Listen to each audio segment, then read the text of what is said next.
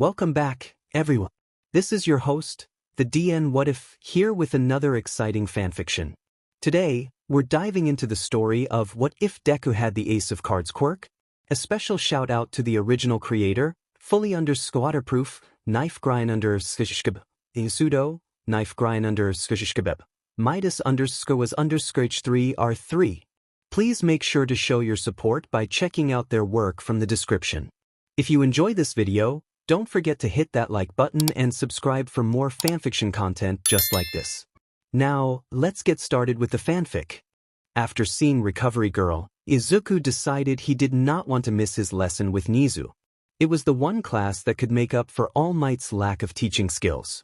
So the hero student took a few gummies, sat still while Recovery Girl bandaged up the back and side of his face, made sure her power had actually healed his leg, and was on his way. The walk to the office somehow seemed both shorter and longer than last time. Shorter because no one tried to stop him, but longer because of the injuries RG couldn't heal. At least the symbol of peace wasn't arguing with him this time, the absolute bastard. He knocked quietly on Nezu's door. Midoriya? Come on in. The greenette stepped through the door, honestly just waiting for the impending barrage questions. Hey. He greeted, his gaze daring the principal to ask. The stoat simply shook his head, grinning slightly. Tea? He asked, getting out the teapot. Groaning quietly, the student simply nodded his head and sat down in the chair in front of Nezu's desk. Today had not been a good day, and he just wanted to know how he could destroy Endeavor, so Nezu better hurry up with the damn tea so he could give that flaming bastard what he deserved. Unluckily for the pro, you did not want an agitated Izuku Midoriya after you. Tea was quickly handed to the boy. Nezu really needed to stop poisoning it. One of these days he'd drink it just to spite the Chimera Stoat, and the principal joined him. So, I presume we are to discuss your subsequent injuries?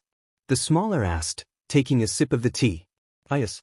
You see, the teacher who does not have any teaching experience, a license, or any understanding of the safety rules put in place, made 20 completely inexperienced students face off against each other, with no training whatsoever, branded 10 of the 20 villains, and made them fight against the heroes with capture tape. Then, when one student, namely Katsuki Bakugu, threw away all safety measures and refused to stop fighting when he'd already been captured, said teacher did nothing to stop him as the threw me out of a 4-story window. The hero student explained, green eyes very much judging the principal's choice of teacher, though he had his suspicions about the HPSC throwing All Might in themselves. Nezu usually had full control over the employees, but if it was the number one hero. The principal looked at him, completely genuine shock showing on his face. Though many who couldn't read the rat would think it was simple minor surprise, Izuku knew better. The shock morphed quickly to irritated anger as the Chimera Stoat brought his computer out, no doubt to draft up some kind of not-so-formal complaint to the Hero Commission. In truth, the greenette was not actually very upset with the principal, just with All Might himself and maybe the rest of 1A for not stopping it or helping to stop it. This is completely unacceptable and I apologize profusely for this experience. Anything you'd like to say to the man? I can draft it into the email. Nezu assured him, a small smile twitching on his face as he continued to type. Oh, some things are best left unsaid when it comes to All Might. The hero student smirked. Endeavor, on the other hand, if any of the teachers heard the manic cackling from the two, they didn't mention it. They. Eraserhead said softly, watching as the vigilante jumped the gap between two buildings. Eraser? My mentor. How are you tonight?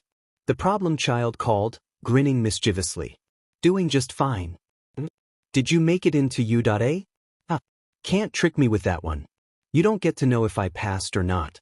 Ace taunted, flipping on his hands. Of course I don't. The adult groaned, sitting down on the roof edge. He noticed how the vigilante almost seemed to hesitate to join him, but he did. What I can tell you, however, is that you better keep a good eye on your curriculum plans and leave them at home because I will steal them. Problem child. Eraser snapped, though his eyes were fond. Damn it, he was not soft. Come on then. Let's go kick some evil ass. Ace chuckled, once again flipping onto the next rooftop. Eraserhead followed him, of course, but he couldn't help but be concerned for his problem child. He seemed more distant, but maybe that was just him. Even if his job technically wasn't to look after the kid, though if he was actually Midoriya, he supposed it actually would be, he still wanted to. The damn problem child had grown on him, and now all he needed was the kid's name, but that didn't seem to be slipping easily. Aizawa reminded himself for about the 50th time that the kid probably had parents. Parents who cared about him, no less. He was still just a kid, he didn't need the teacher butting into his personal life, no matter how concerned he was. A small part of him wanted to ask the kid about his identity, another wished to know if the kid was safe, and another just wanted to scoop the vigilante up and take him home to Hisashi. And maybe force the kid to eat something while he was at it. Don't think he hadn't noticed, it was one of the downsides to skin-tight suits. Problem child. Wait up. He huffed, smirking as the vigilante spun around. You're the longest-lasting vigilante in at least 15 years, you know that? Ace chuckled, bobbing his head. Surprisingly. And the only reason you need me to wait up is because you're too old, the teenager taunted in a sing-song tone. How dare you? Aizawa grumbled. I am not old. Whatever you say, hobo man. Eraser could feel the grin. And no, you don't get to know my identity. The pro raised an eyebrow at this. How did the boy know he was going to ask? You ask every few months. The vigilante explained as if reading his mind. You'll have to find out on your own. No help from the best, sorry. Damn it, problem child. The next day was immediately eventful.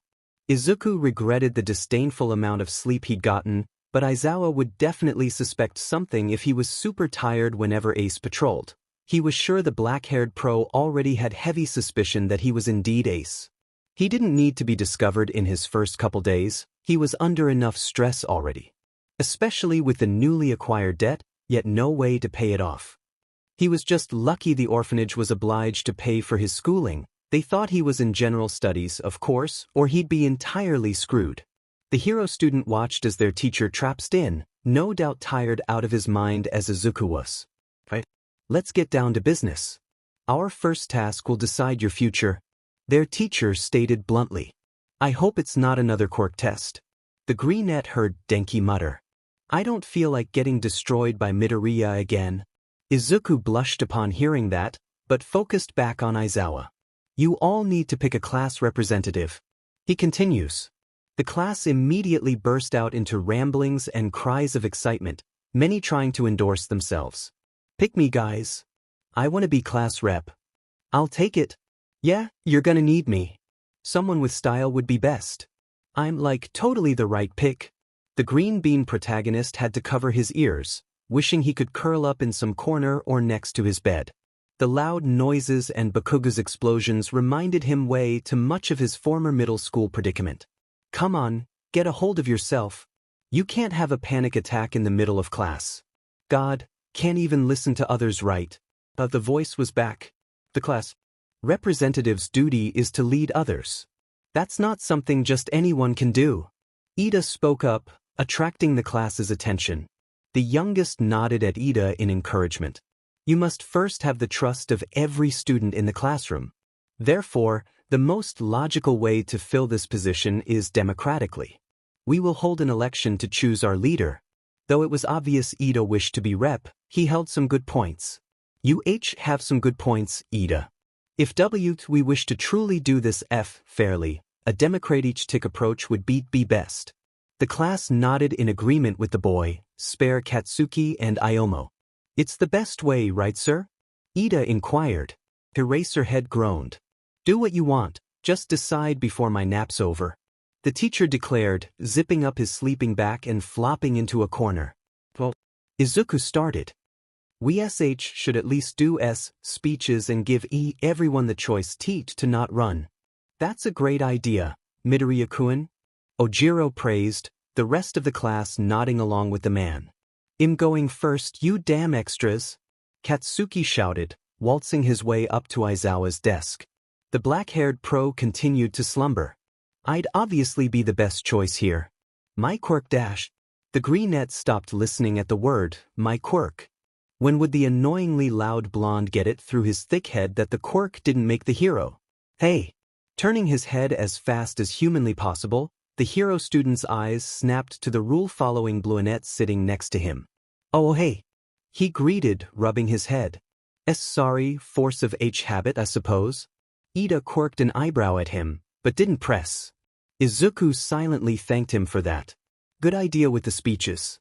I didn't think of that. Also, I couldn't help but notice you seem to have a persistent stutter, though occasionally you don't stutter at all. Can you explain this to me?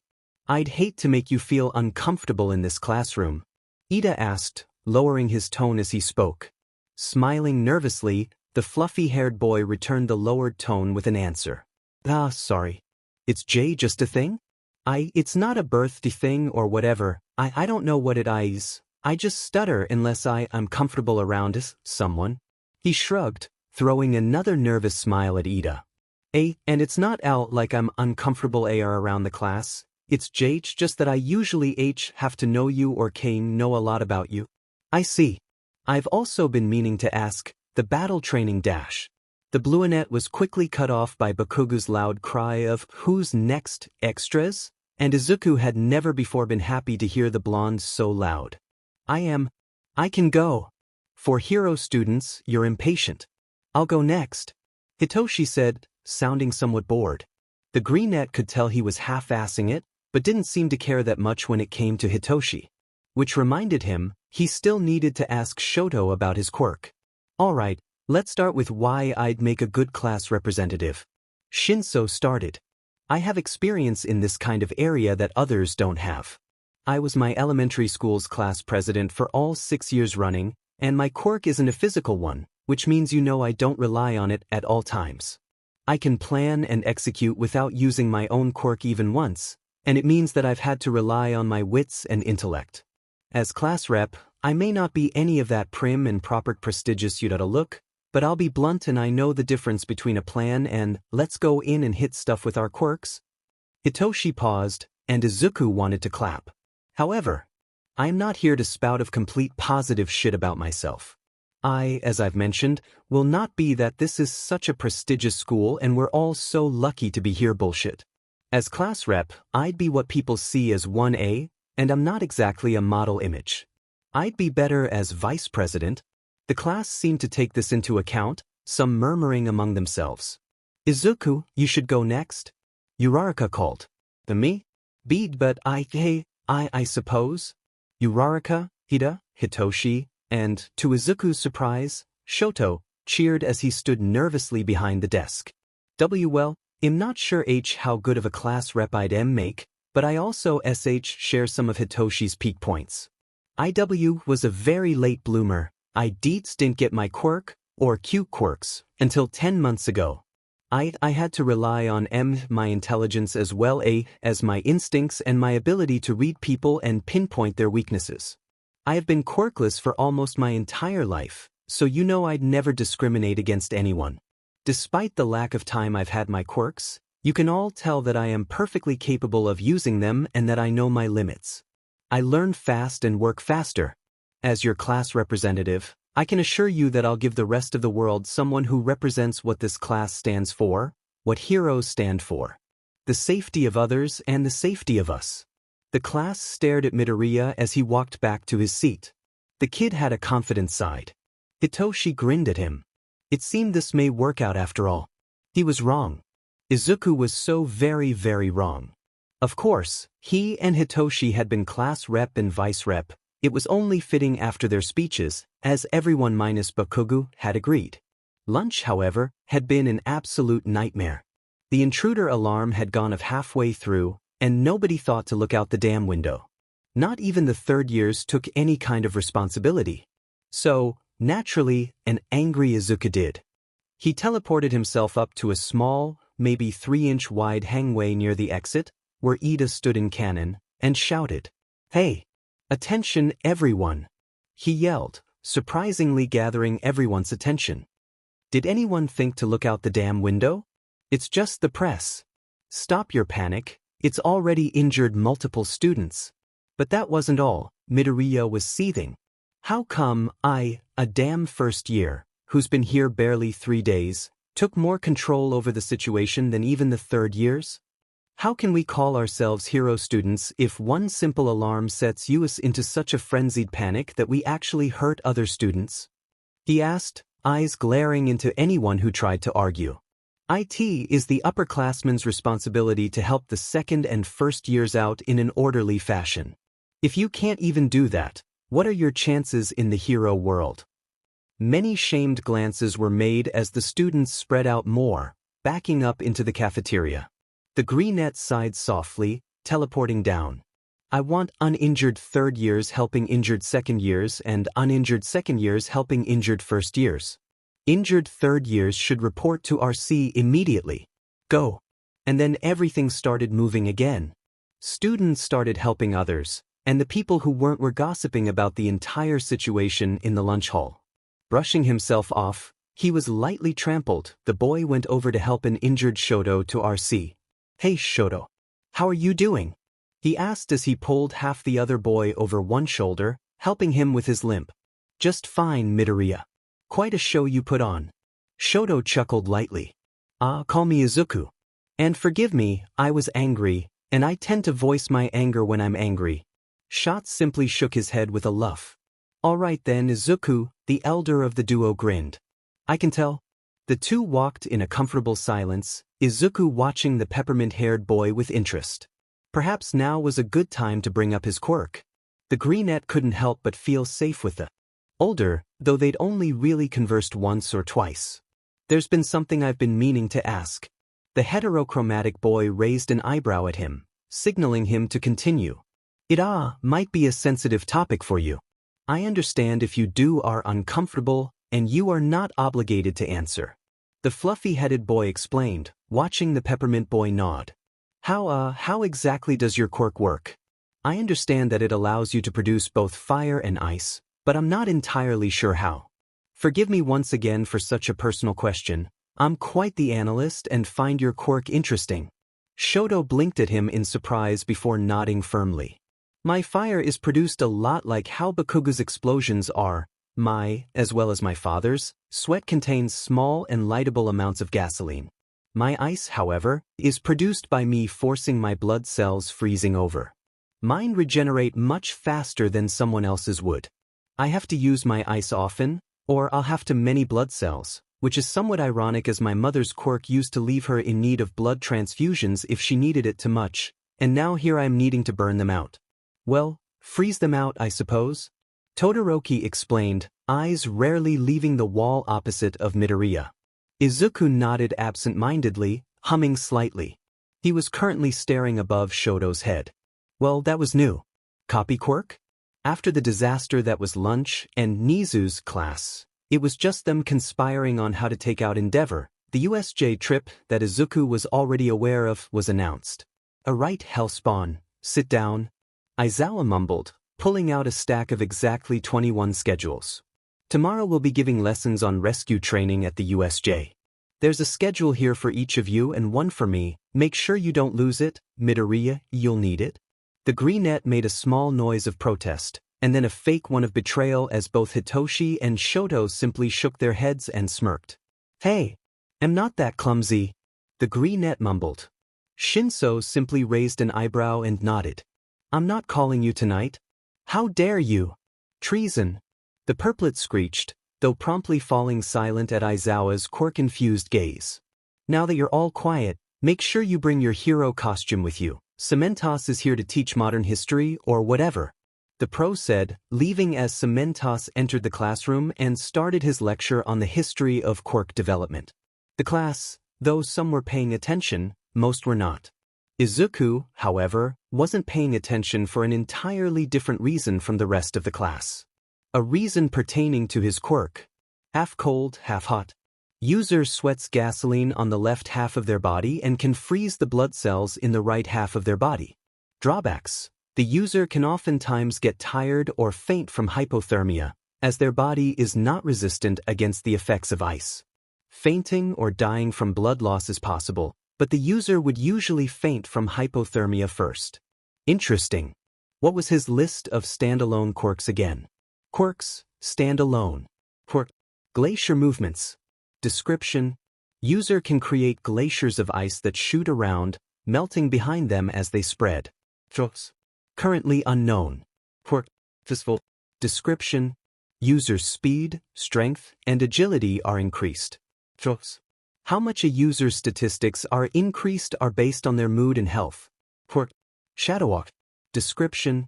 User melts into shadows, moving twice as fast as usual. If no shadows are present, user will turn into a shadow. When used too often, user will be unable to turn the quirk off for 2 to 8 hours. Quirk. Half hot, half cold. Description. User sweats gasoline on the left half of their body and can freeze the blood cells in the right half of their body. The user can oftentimes get tired or faint from hypothermia, as their body is not resistant against the effects of ice. Fainting or dying from blood loss is possible, but the user would usually faint from hypothermia first. What would happen if Izuku combined glacier movements and half hot, half cold? Would he be able to control the ice better? Would he be able to control the fire better? Could he uncombine quirks if he didn't like the results?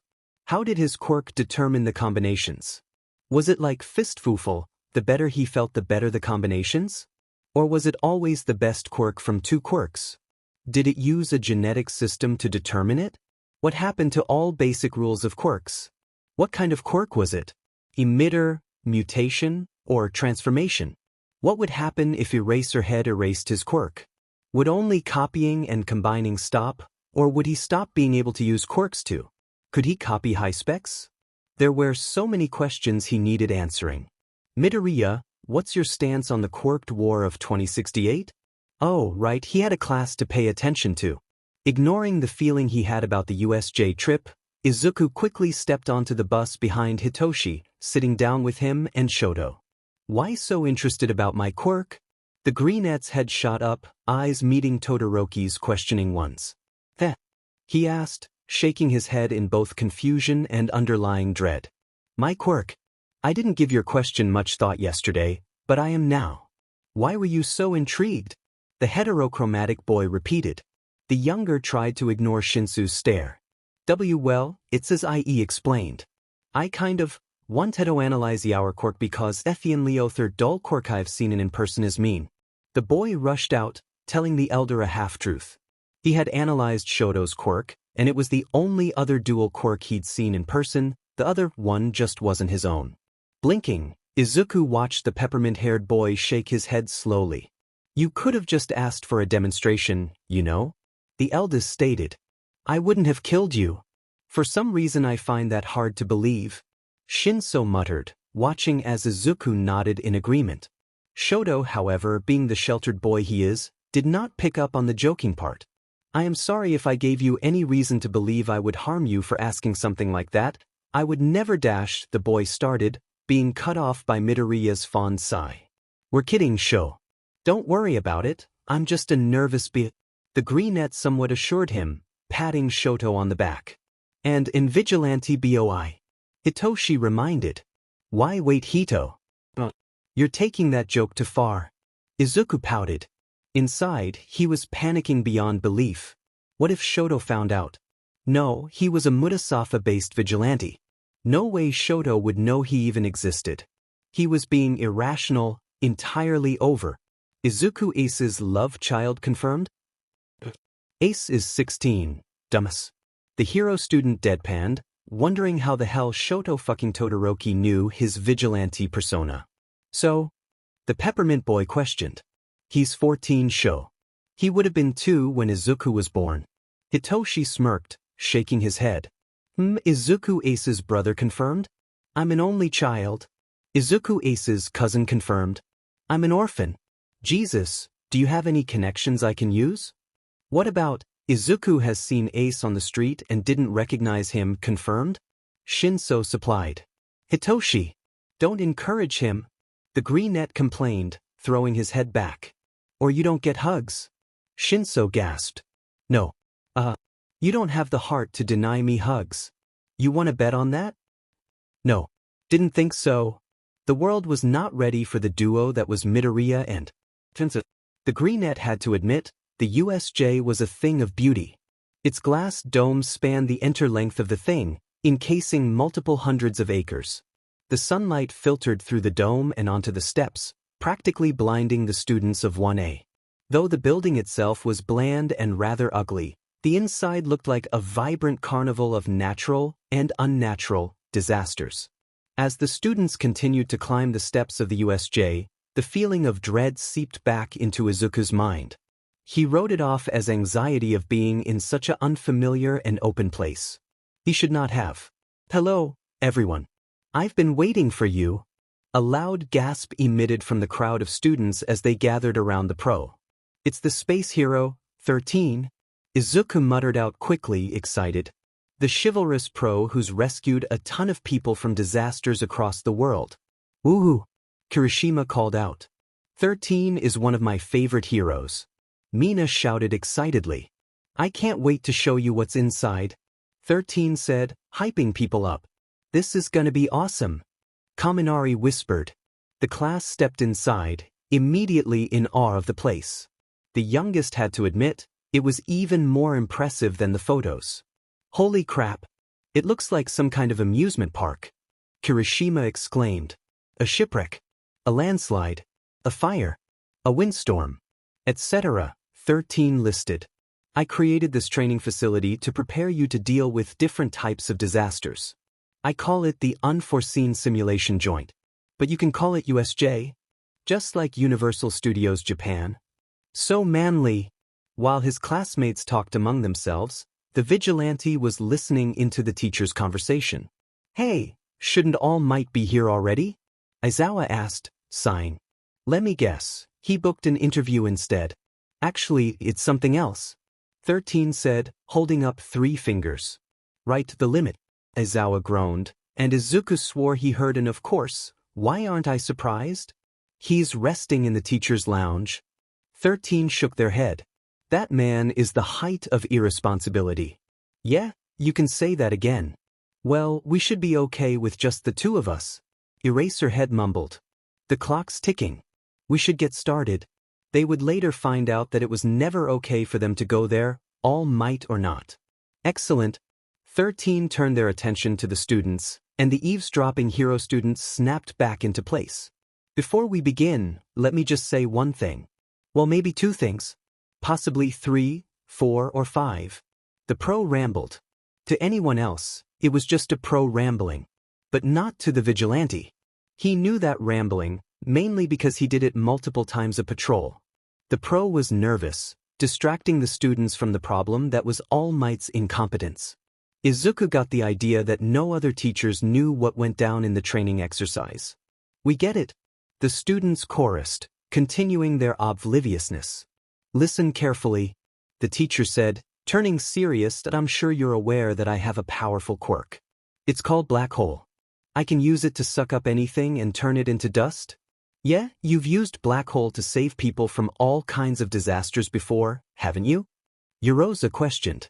"That's true, but my quirk could also very easily be used to kill." A gasp swept through the class, but the green-net protagonist just bowed his head.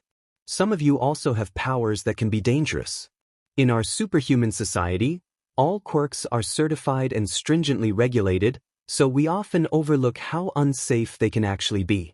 Please don't forget that if you lose focus or make the wrong move, your powers can be deadly. Even if you're trying to do something virtuous like rescue someone." 13 continued. "Thanks to Aizawa's fitness tests, you have a solid idea of your quirk's potential. And because of All Might's combat training, you likely experienced how dangerous your powers can be when used against other people. So they were aware of what went down." The class shifted uncomfortably. "Carry those lessons over to this class," the pro advised. "Today, you're going to learn how to use your quirks to save people's lives. You won't be using your powers to attack enemies or each other, only to help. After all, that's what being a hero is all about. Ensuring the safety of others." 13 is so cool. That's all I have to say. Thank you so much for listening." 13 nodded, stepping back to let Aizawa take their place. "Right. Now that's over dash." The pro didn't even have time to finish his sentence as a swirling portal opened up at the bottom of the USJ stairwell. The class went from excitement to confusion, many throwing questioning glances at the pros and the portal. The youngest of the students, however, knew what it was immediately. "Stay together and don't move." he shouted, getting a quick glance from the homeroom teacher. The students were uncertain and starting to panic, but they followed Midoriya's instructions. 13. Protect the students, but don't use your quirk. We don't know what effect it'll have on them, it could do more harm than good. Whoa, what is that thing? Izuku watched as multiple, what he suspected to be, villains poured out, all following one dusty blue-haired boy. Wait, has the training started already? I thought we were rescuing people? Stay back, Aizawa shouted, almost desperately. Many people gasped. This is real. Those are villains. Stay together. Izuku repeated, grabbing Kirishima as he tried to jump. One wrong move and we could all be done for. Listen up. The greenette was surprised when nobody questioned his orders. Even Aizawa and 13 stepped closer to listen. The purple guy? He has a warp quirk. That's how they're all getting in. Almost all of his body is practically invulnerable to attacks. However, see that neck brace? It's most certainly not. That's just about the only non-portal part of him. If we want to take him out, aim there. The only real heroes I see are 13 and Eraserhead. Perplexing. According to the schedule we retrieved from UA, All Might should be here as well. The warp guy, Kurogyri, stated. The class watched as the youngest classmate's eyes widened. They used the press as a cover and sneaked onto campus. He exclaimed. Aizawa hissed slightly, obviously irritated with himself. Where is he? The blue-haired one asked. I went through the trouble of bringing so many friends who were eager to meet him. They want All Might, the great symbol of peace. I can't believe he's not here.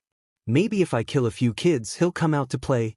Don't listen to him, he's taunting us. The analyst glowered. Listen, we have the upper hand. They only know 13's quirk, not Eraser's or ours. If they do know Eraser's, they still don't know ours. They'll try to split us up and keep their distance. They know we could be dangerous. They'll most likely use Warp Quirk Guy to split us up in the area. Once again, stay together. We know each other's quirks and are much stronger in a group than we are apart. See blue hair? Probably the leader. Most likely a touch-based quirk. While others have weapons, he holds his hands in an offensive position much like Keiichi, Katsuki or Todoroki does, though more likely touch-based on the fact that he has no support gear to help him with his quirk. Probably poisoning, disintegration, or some kind of transforming quirk. Be careful around him, let's not find out the details. Aizawa nodded, swiveling around to face the villains, 13. And the rest following suit. If the alarm sensors aren't being triggered, then one of these villains must have a quirk that's masking their presence here.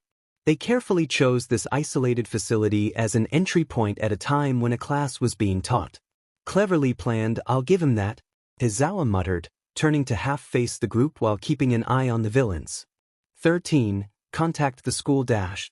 Actually, if they've got the ability to block our sensors, then they might be jamming our regular communications, too. Izuku piped up. Good thinking, Midoriya. Kaminari, try using your quirk to contact the school. Eraserhead instructed. Yes, sir. Midoriya, I'm leaving you in charge of this group while 13 and I hold of the villains. They're getting ready for an attack. Find a way to get help. Eraser informed him. Izuku nodded. Have one already. Go. And with that, Eraserhead was running down the stairs, followed quickly by 13. It was going to be a long day. There he goes, trying to intimidate us.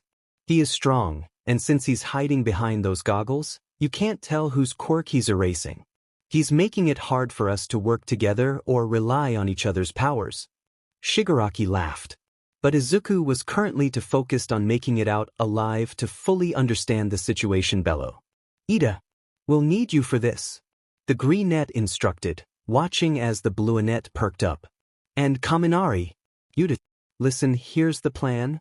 While Eraser and 13 fight off the villains, we'll be getting the attention of Nezu. Ida, I'm going to need the highest mark you've got. The villain blocking the signals is most likely outside the vicinity, meaning that'll be covered too. Ida alone won't be fast enough for minimum casualties, so he'll be carrying Denki on his back so he can contact you when you're both outside the villain's quirk range. You're all with me so far? It's most likely that the villain blocking communications will know when those two exit the building, So the others will start getting rougher, maybe more desperate. Warp Guy and the villains are blocking the door, and we can't risk being split up. It's just too dangerous. Shoto, this is where you and Tokoyami come in. With such destructive quirks, you'll be the best suited for distracting the villains and clearing a path. If that doesn't work, we'll resort to Plan B. Bakugo, you come in here. If Plan A is unsuccessful, then we will need you to break a hole in the dome. It may not be safe, and the glass may be bulletproof, but it's sure as hell not explosion-proof. Then, Shoto, we will need an ice ramp-up so Ida and Denki can get out. Try not to drop dead of hypothermia while you're at it. I will not. I'm kidding, Shoto. If things go awry and we are split up, we meet back here. Everyone else's job is general recon and takeout of anything hindering our plans. Is everyone clear on their parts?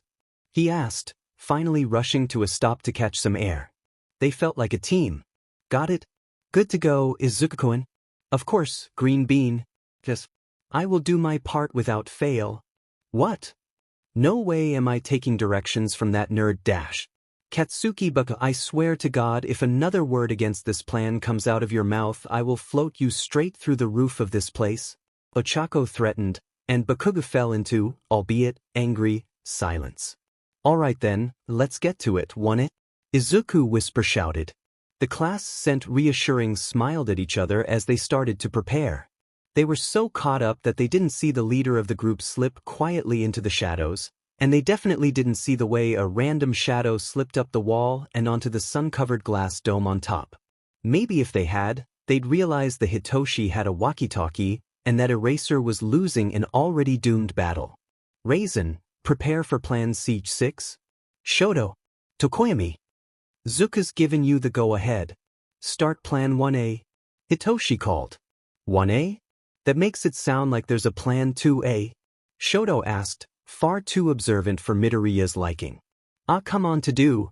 Aizu-san is just trying to make it sound cool. Ochako laughed, giving him a light shove. Todoroki pursued his lips. Alright, tell him he better join me soon though. Oh, he will, Hitoshi confirmed. He will. Well, if that's not ominous. Kirishima muttered, smiling slightly afterward. He's a fluffy-haired boy with a plan, Kiri. A fluffy-haired boy with a plan. Hitoshi teased. I can still hear you, you know. Izuku thought, staring down at Hitoshi as he listened through the walkie-talkie. If he let go, he wouldn't be able to pick it back up again, meaning he'd lose contact of Shinso, which would be bad for a multitude of reasons. Alright, 1A positions. The class known as 1A- to the sides as Denki was lifted onto Ida's back and hidden behind a podium.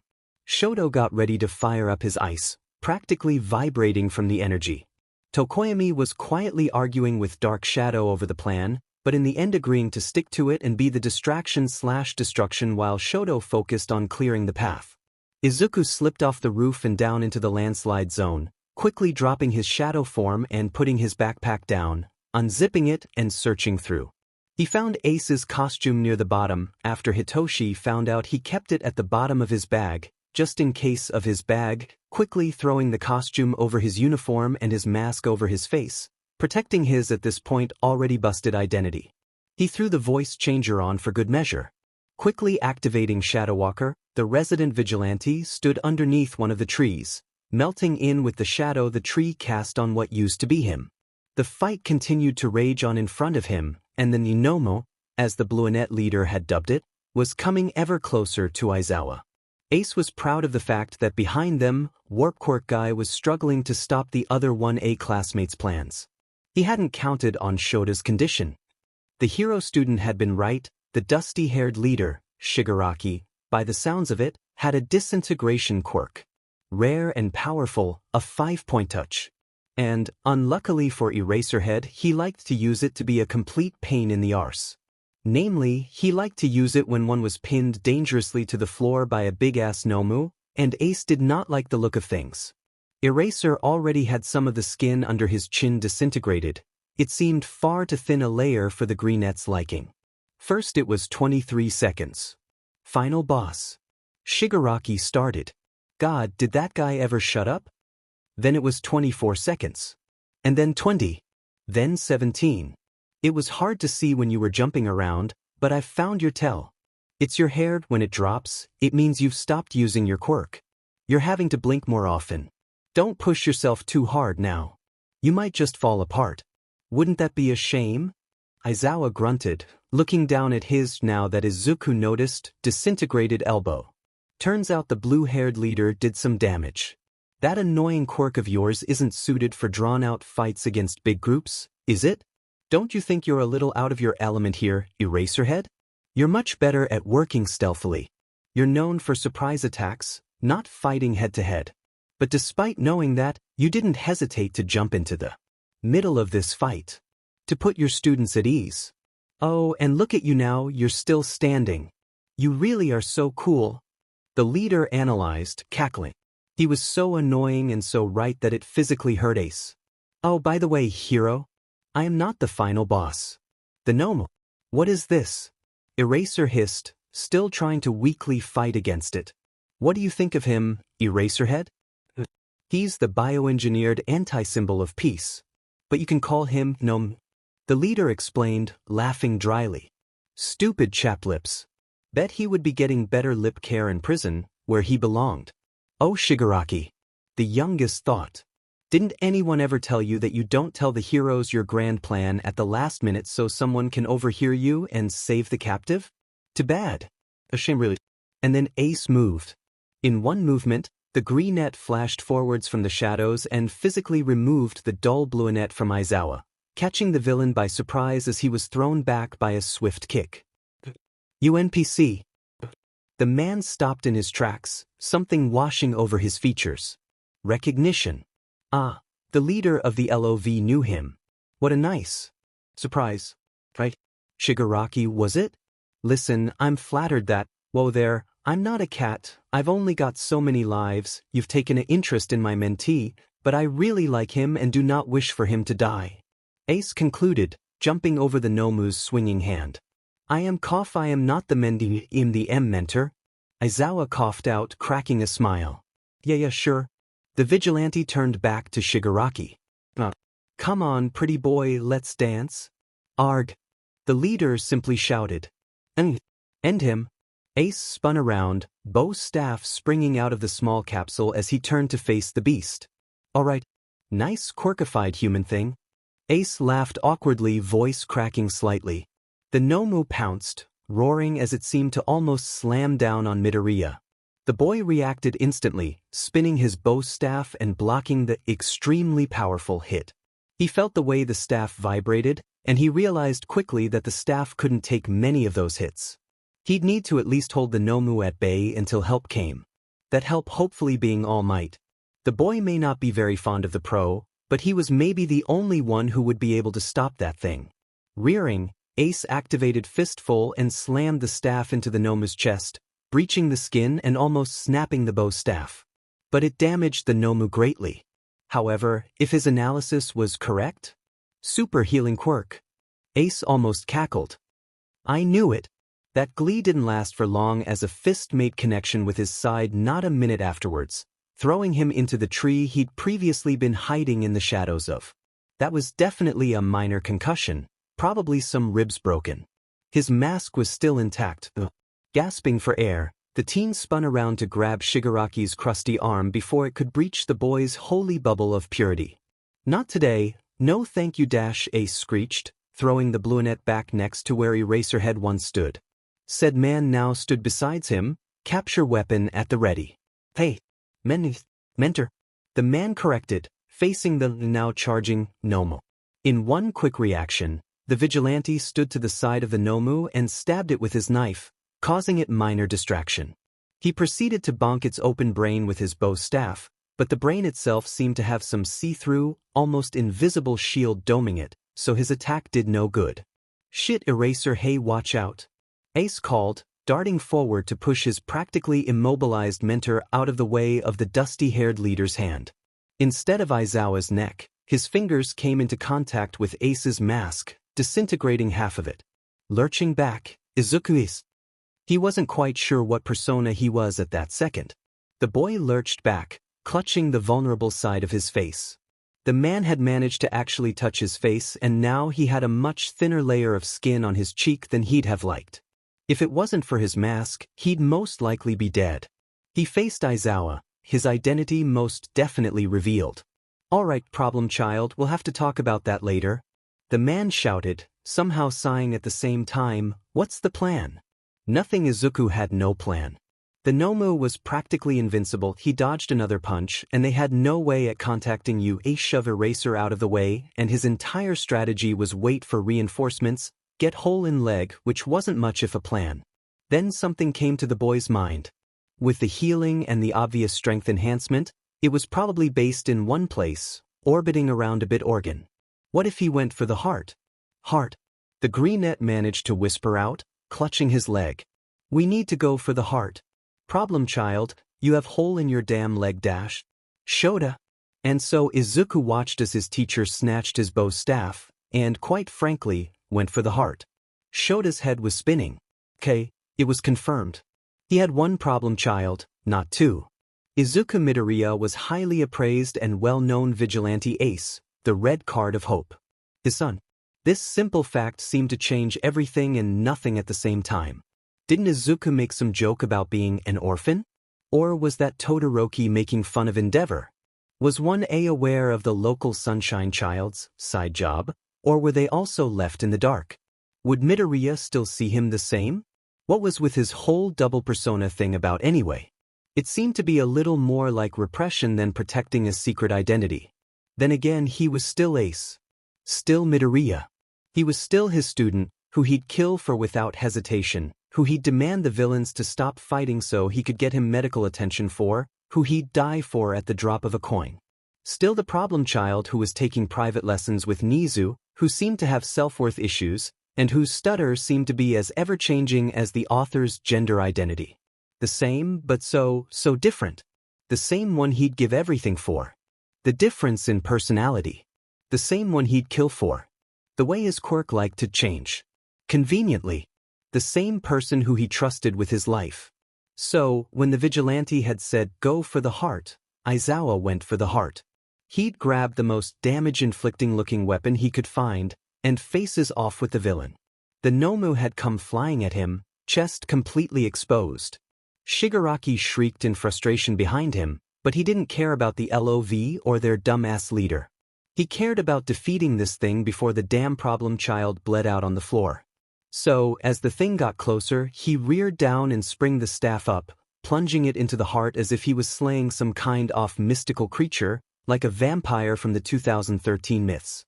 He watched as the Nomu made a somewhat shrieky noise, consulting against the staff.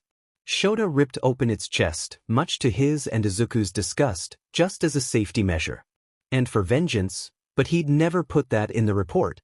He listened to Shigaraki's sweet sounds of defeat for just a millisecond before he rushed to help his kid the vigilante.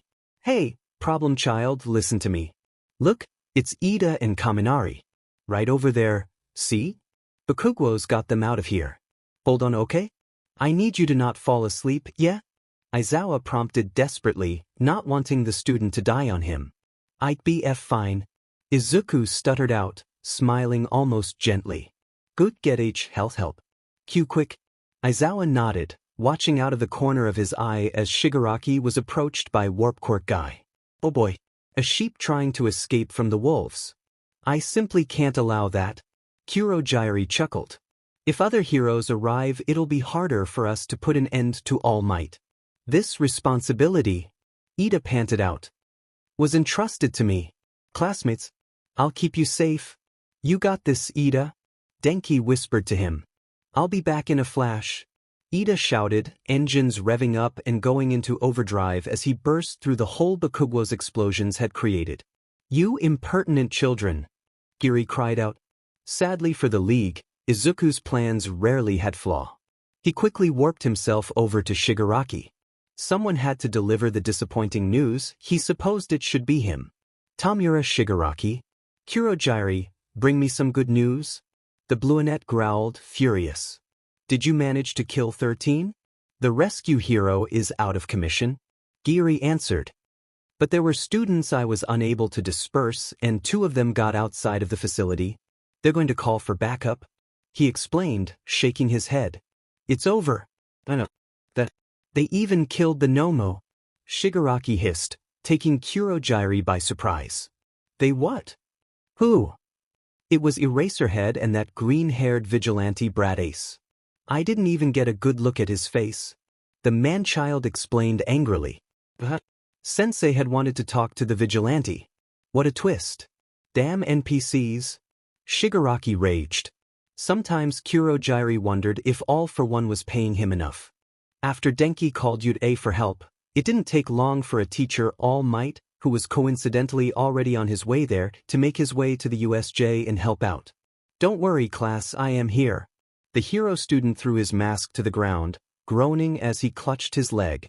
Oh my, we need medical attention immediately.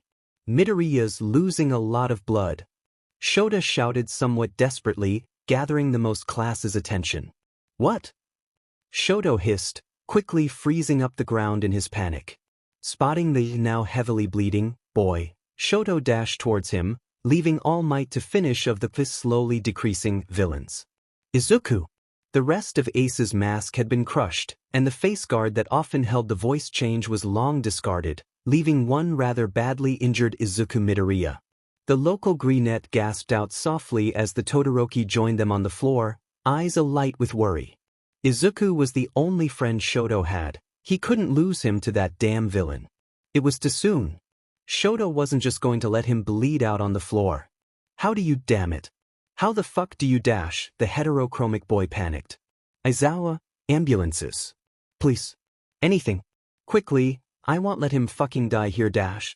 Listening to his student, Aizawa quickly dialed Japan's emergency number, 119. Shoto was right. The faster they got doctors on the scene, the better. Izuku, fuck? Okay, analysis something. What? How could Shinso use his quirk to his advantage? Right, Shoto was trying to keep him awake. Hitoshi's quirk, mind control.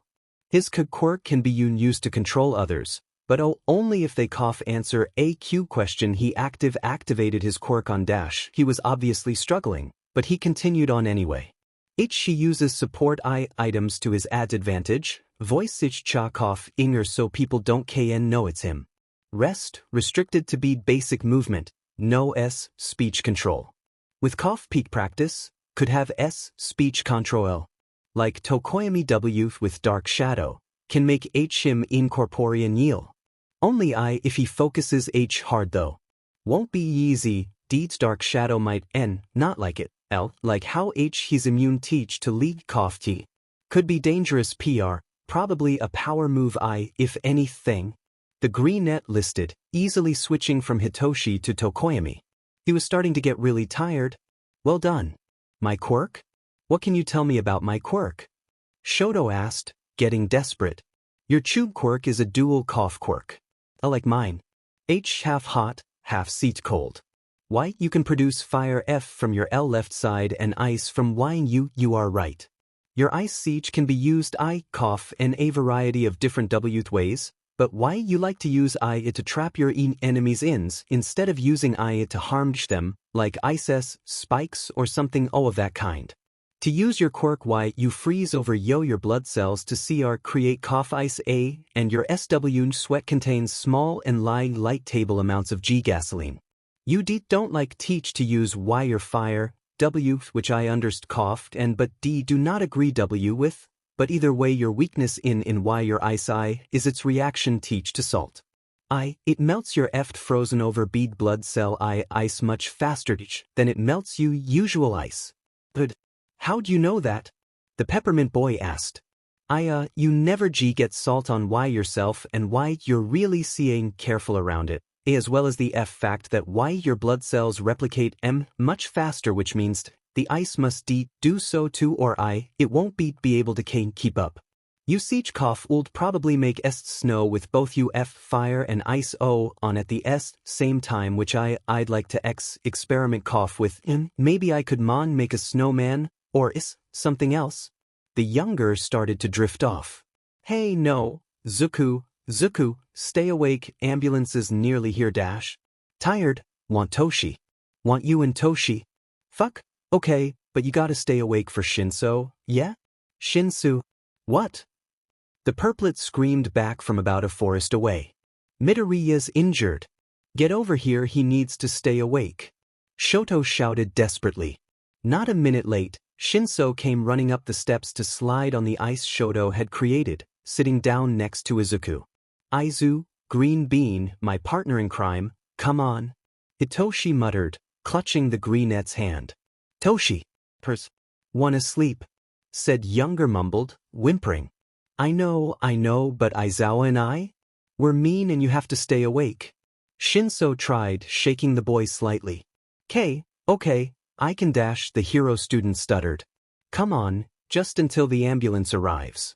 Gotta stay awake until the ambulance arrives. Shoto whispered, ice anxiously forming around the peppermint boy's feet. Show the ice. Right, sorry, right dash? The noises of an ambulance alarm cut the two off. Right, Aizawa started. You two, go tell the medics where we are, I'll start moving him. The teacher wrapped his capture scarf over the wound as the other two ran off, carrying the almost unconscious boy towards the exit. It was going to be okay. Izuku woke up to unfamiliar surroundings. There was a faint beeping in the background, most likely a heart monitor, meaning a hospital. The walls were a dull cream color, and the bedsheets were white. He could hear someone talking, a familiar voice. One was quiet, while the other seemed to vary between quiet and deafeningly loud. Another familiar voice spoke occasionally, calm and stoic. A warm hand rested on top of his, as well as a swath of warm material clutched in his other hand. A capture scarf. The capture scarf. Aizawa. We have to. Borderline abusive. Don't get me started on the. Will he even want me to? You have to get that place shut down, Nezu. The hand grasping his own started to slip out of his grip. Izuku didn't want him to leave. It was scary without him. No. The greenette whispered out, a small gasp coming out of the black-haired pro's lips. Hey, Izuku. The man smiled softly, shifting back to the boy's side. How are you feeling? Like I got hit by a truck and dragged through 5 thorn bushes? The hero student groaned, shifting slightly. Yeah, you went through a lot.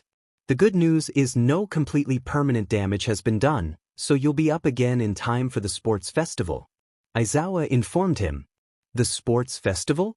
That's still going on. Eraser nodded. Wait, was anyone else hurt? What about you? Where's Shoto and Toshi? He panicked, attempting to sit up. Whoa, now you can't get up quite yet? You're still in need of medical attention, you know? The teacher reminded, pushing him gently back down. Slumping back down, the injured teenager took in his surroundings. Midnight, who Izuku hadn't heard, had crossed the room from her seat to stand next to Present Mike, who was stood at the foot of the bed, glancing down at him in worry. On his shoulder stood Nezu, who was simply looking down at him with his beady little rat eyes. They looked like buttons. The hero student was expecting to see the Chimera Stoat, but was rather surprised to see Midnight and Present Mike. Why were they here? He supposed it was because he was their student, and therefore technically their responsibility. The boy felt bad for wasting their time. You okay there, problem child? Aizawa asked, watching his son student space out slightly. Yeah. Sorry. He mumbled, averting his gaze to his leg, which didn't hurt. He wondered if he was on drugs or someone's quirk. No need to apologize. Problem child. The man reassured. You're probably wondering why Present Mike and Midnight are here. Why yeah, kinda. He admitted, feeling guiltier. Well, Present Mike and I are. Oh, is this about you two being married? Izuku asked suddenly, surprising the pro. IW what? How do you know about that? Shota asked, spluttering out his words as the principal smirked, looking near cackling. I thought it was obvious. The greenette whispered. Problemchild-Aizawa choked out. Asho. You didn't tell him the little listener knew? Present Mike teased. I didn't know he did. Smiley face. How did you even say that? Problem child, don't you start to? The day passed in a breeze, from mutual talking to some checkups to a confirmed date for a skin graft. It was about 7 p.m. when Izuku and Shota were alone together. You still doing good, problem child? Turning to look at the man, Izuku sleepily nodded, yawning a little. Better. You wanted Teak to talk? The greenette asked, sitting up. Yeah. It's about you. Aizawa confirmed. Ace or me? There's a difference? I'd like to think so. A small silence fell over the room. Then it's about you. Eraser finally answered, shifting over a little closer. The younger looked up in surprise. About me? He asked, looking confused. Yeah, about you, problem child. Aizawa took in a breath. He had to be careful, he didn't want the kid to have a breakdown.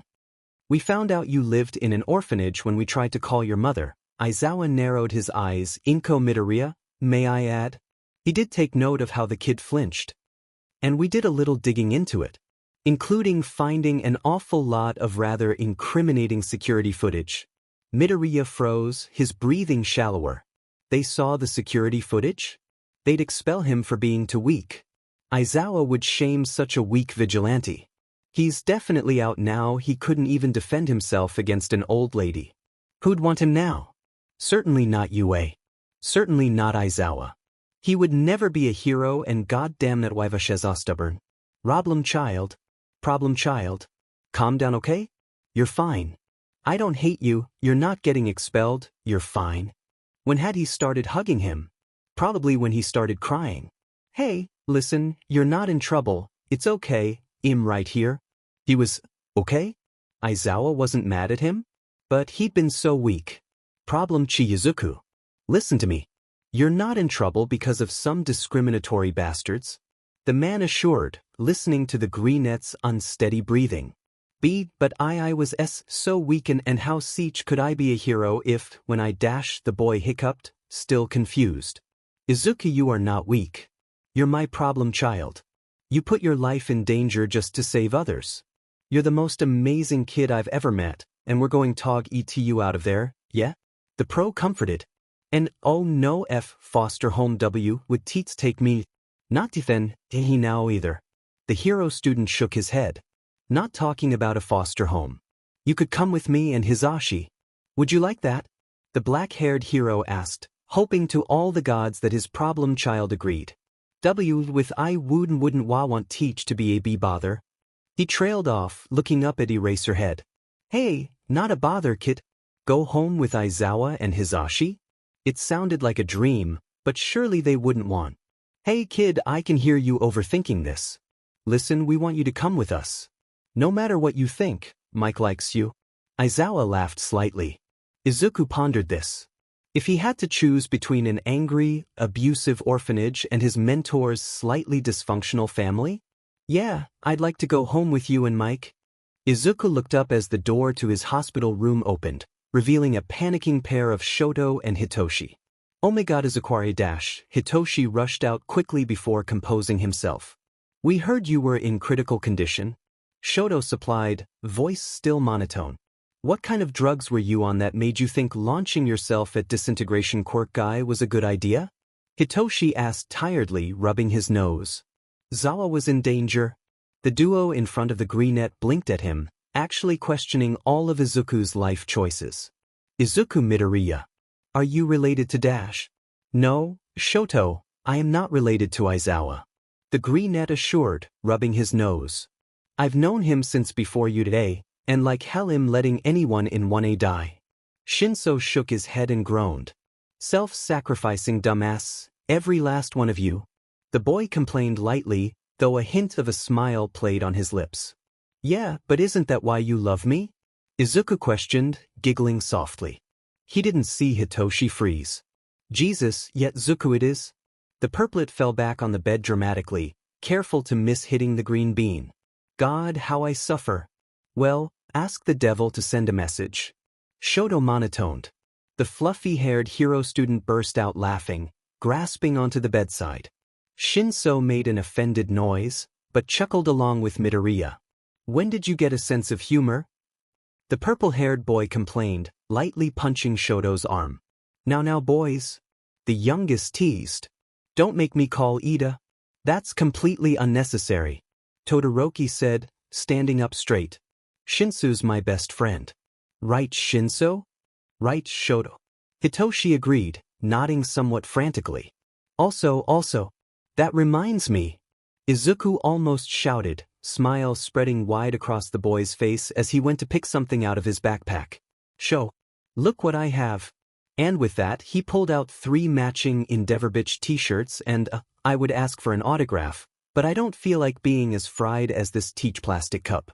Shoto let out a quiet gasp before grabbing one, Shinso smirking and taking one himself. Where did you get this? The peppermint boy asked. Father never bought me to any stores that sold them. I have a friend who has a friend whose brother works at a store that happens to important. I hooked him up with an analysis a while back and he sent me a 6 set. We have 2 each, so if we lose one we'll always have another. The teenager explained, throwing the duo one of his sunshine smiles. You are my favorite person. Izuku was let out of the hospital at 1:02 p.m. on Thursday, as Midnight had agreed to take over Aizawa's usual class. It was weird. He'd spent his whole life associating the words home with abuse, violence, and constant suffering. It was one of the reasons he was always so hesitant. But this was Aizawa, and Aizawa wouldn't hurt him. Right? The duo walked quietly through the streets. Though the hero student had put up a sustainable argument about taking the rooftops, the older had been adamant about him staying on the ground until his leg had recovered for long enough. The raven-haired teacher guided the green-haired student up the stairs towards a somewhat expensive apartment complex, and they took the elevator up to the 4th floor. The corridor was carpeted a dark forest green, the walls a clean cream. Entering apartment 205, the younger took in what was around the duo. The couche was a faded plum. In front of it laid a black coffee table and then a TV mounted on the wall behind it. Underneath that was a white shag rug, a pink and a gray fluffy ball laying on the dark maroon bean bag on the left of the couch. After the living room, the open kitchen rested to their right. Simple black marble counters with a white wooden base, a coffee machine, a black oven and a gray metallic fridge/freezer. A small kitchen island sat in the middle, white cushioned bar stools surrounding it. Flour dusted the walls and countertops. It was simple if not a little messy. Their left opened up into a dining room, cementing the open feeling of the apartment. Past that, there was a more enclosed area. A hallway which ran down a ways, seemingly encompassing bedrooms and a bathroom. It was the biggest apartment the Greenette had ever lived in. Even the attic, which the boy had thought was huge, couldn't compare. He could get over the open feeling, even if it made him a little paranoid, he was sure of it. That's good to hear, problem child. Now come on, I'll show you your room. Aizawa said, face neutral.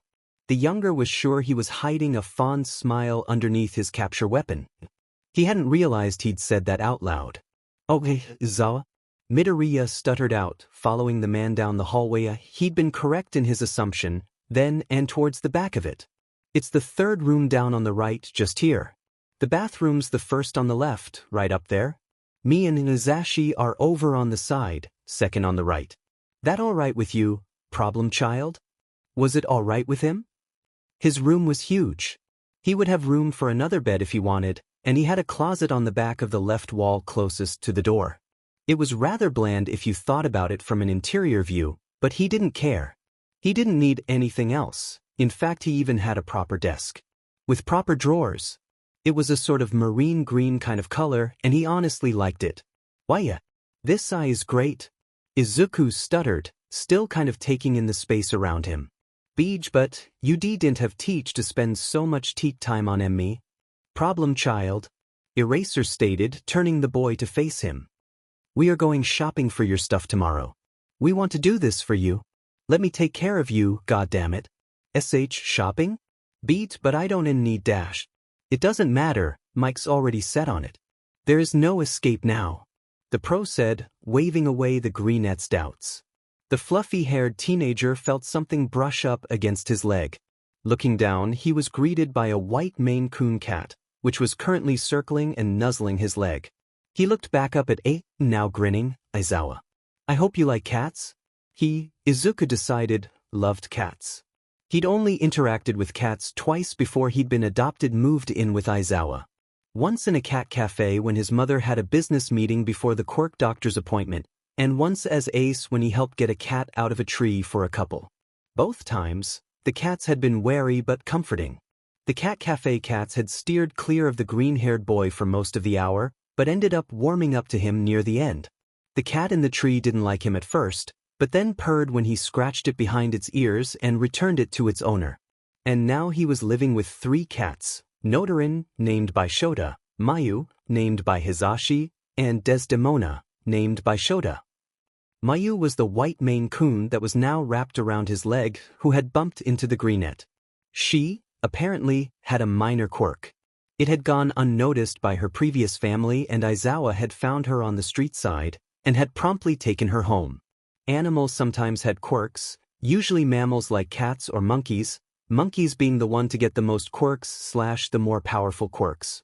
House pets with minor quirks are often sold to rich families for an awful lot of money.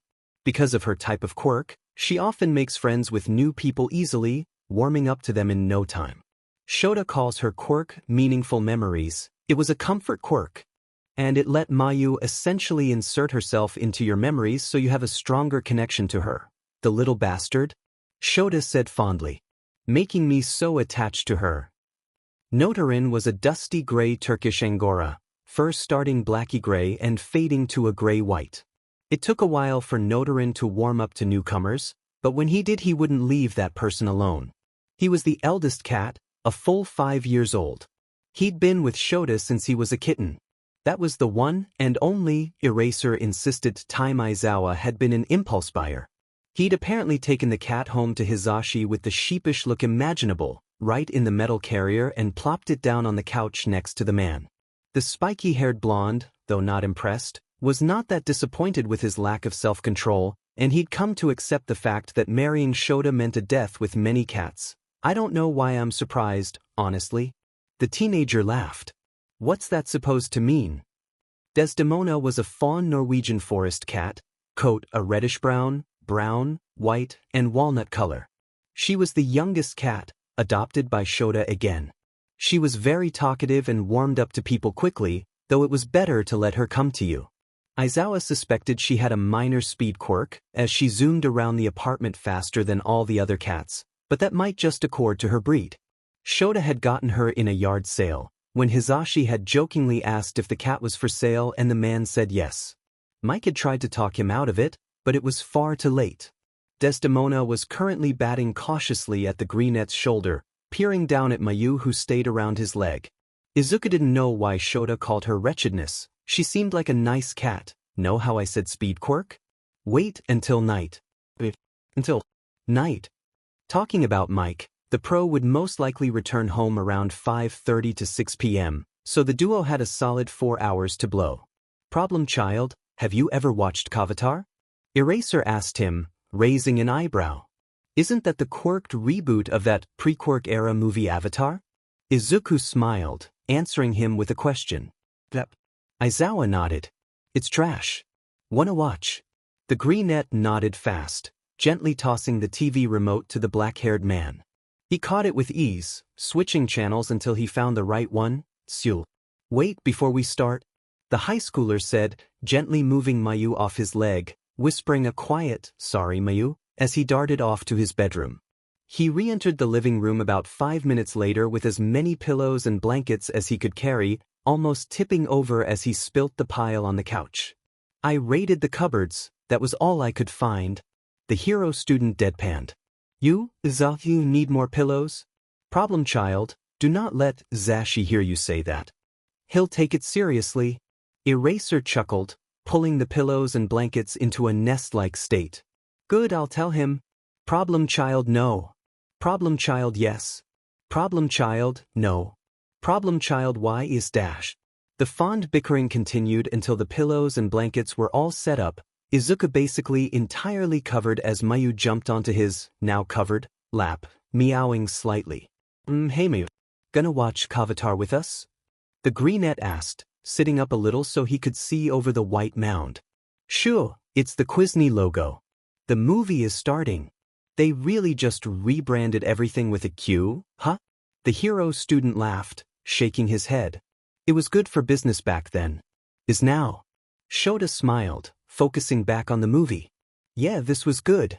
4 hours and 2 movies, Avatar and Avatar 2, The Storm Returns, Later, the front door opened. Hizashi entered the apartment after a long day at work, ready to return home to a new child and possibly a new cat too. Instead of a new cat, however, his eyes were attracted towards his husband, Aizawa, watching the movie Avatar 3, Journey Home, with a very asleep Izuku Midoriya on top of him. And then Miyu and Desdemona on top of the sleeping Izu. Well, he couldn't not take pictures to show midnight. It was only human nature. Aizawa wouldn't mind that much, as long as he sent the pictures to him. He snapped a quick photo, watching the black-haired pro's eyes shoot up to meet his. Aizashi, delete that photo. Eraser commanded, wishing he could get up. I'll send you them. Good. Now, Mike exclaimed, moving forward. How's the little listener? But he kind of freaked out when I showed him his room. Kid obviously isn't used to any kind of usual treatment. Aizawa informed him, smiling softly at the kid. Poor kid. Hizashi agreed, nodding. I got more information from Nezu on the case against the orphanage. As Zuku's caretakers, we can charge them with assault, child abuse, criminal neglect, quirk discrimination, and unlicensed quirk use. Eraser smiled slightly, looking down at his kid. That's good. He sighed. How could anyone hurt our kid? He's like the kindest child ever. Hizashi frowned, looking down at the sunshine child. I dunno. He was a late bloomer, quirkless for 11 years. Which is bullshit, by the way. Why would you bully someone for something they can't control? Second of all, Nezu says that there's probably abuse from peers as well, so we might want to go through his files. Mike recountered, fuming silently. Eraser was also angry. Mother, orphanage, and now peers? They needed to get his quirk registered ASAP. Sue, we're taking him shopping? He's taking Friday off to recover. We'll go on the weekend. The weekend? It was Saturday morning in the Yamazawa household, and after a full days of rest, Izuku was ready to face the world.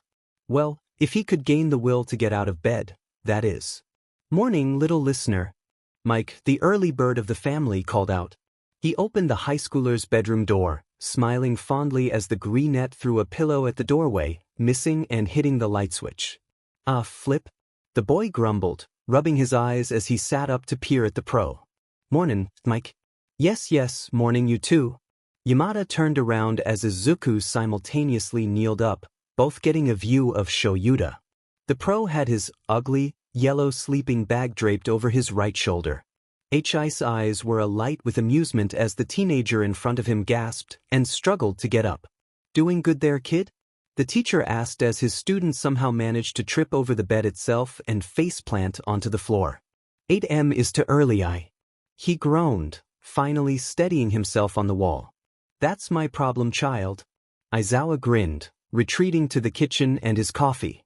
The fluffy-haired student watched Yamada follow after him, the blonde smiling as he did. Damn, he so wished that this wasn't a one-time deal. Shoyuta? He heard Mike called exasperatedly. Don't drink all the coffee. Time to save one of his favorite heroes from having to deal with Eraserhead. I agree with Hizashi. The tired hero student mumbled, stepping into the kitchen. Hizashi made a triumphant noise while Aizawa gasped in mock betrayal.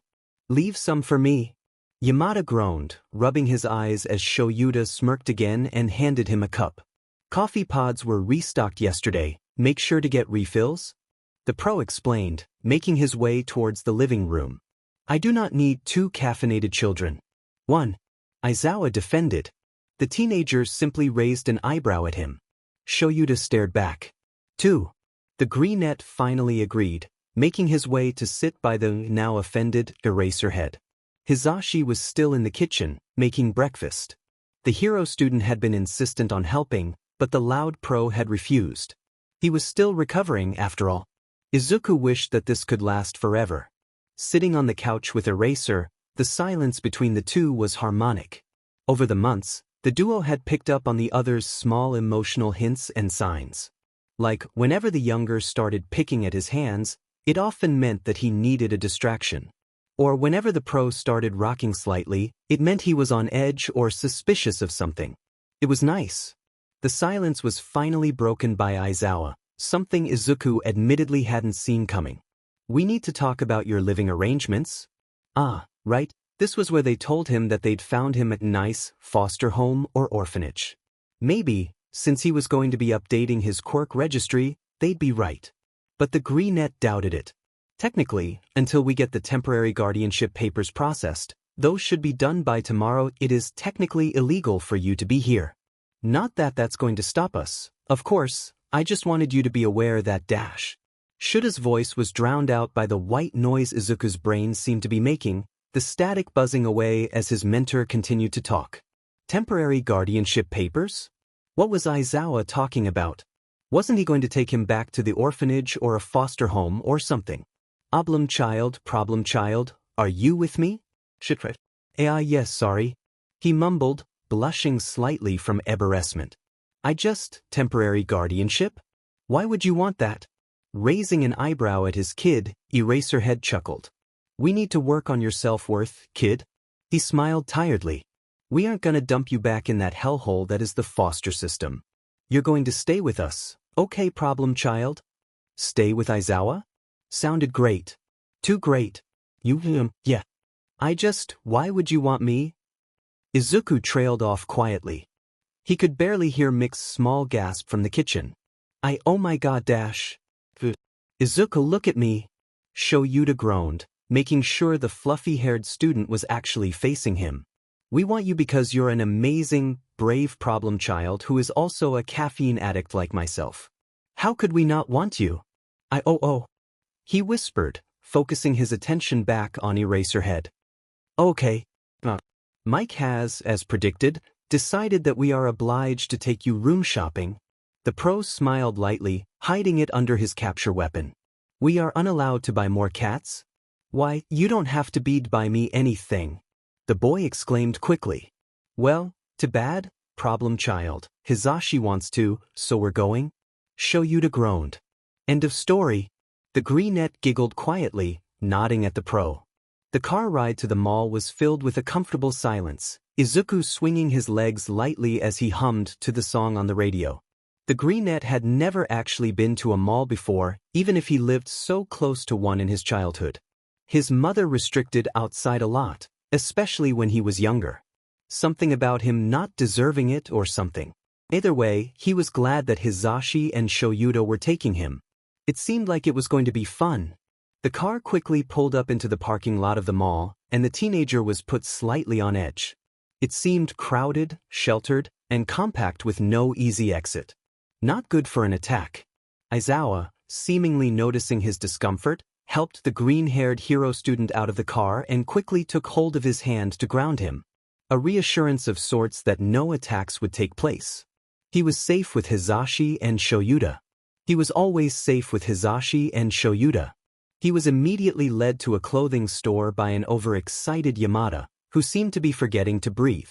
There were many cute hoodies that the childish Greenette would definitely like to have, but some were over 2,170.66 yen. That was far too much money for the two pro heroes to spend on him.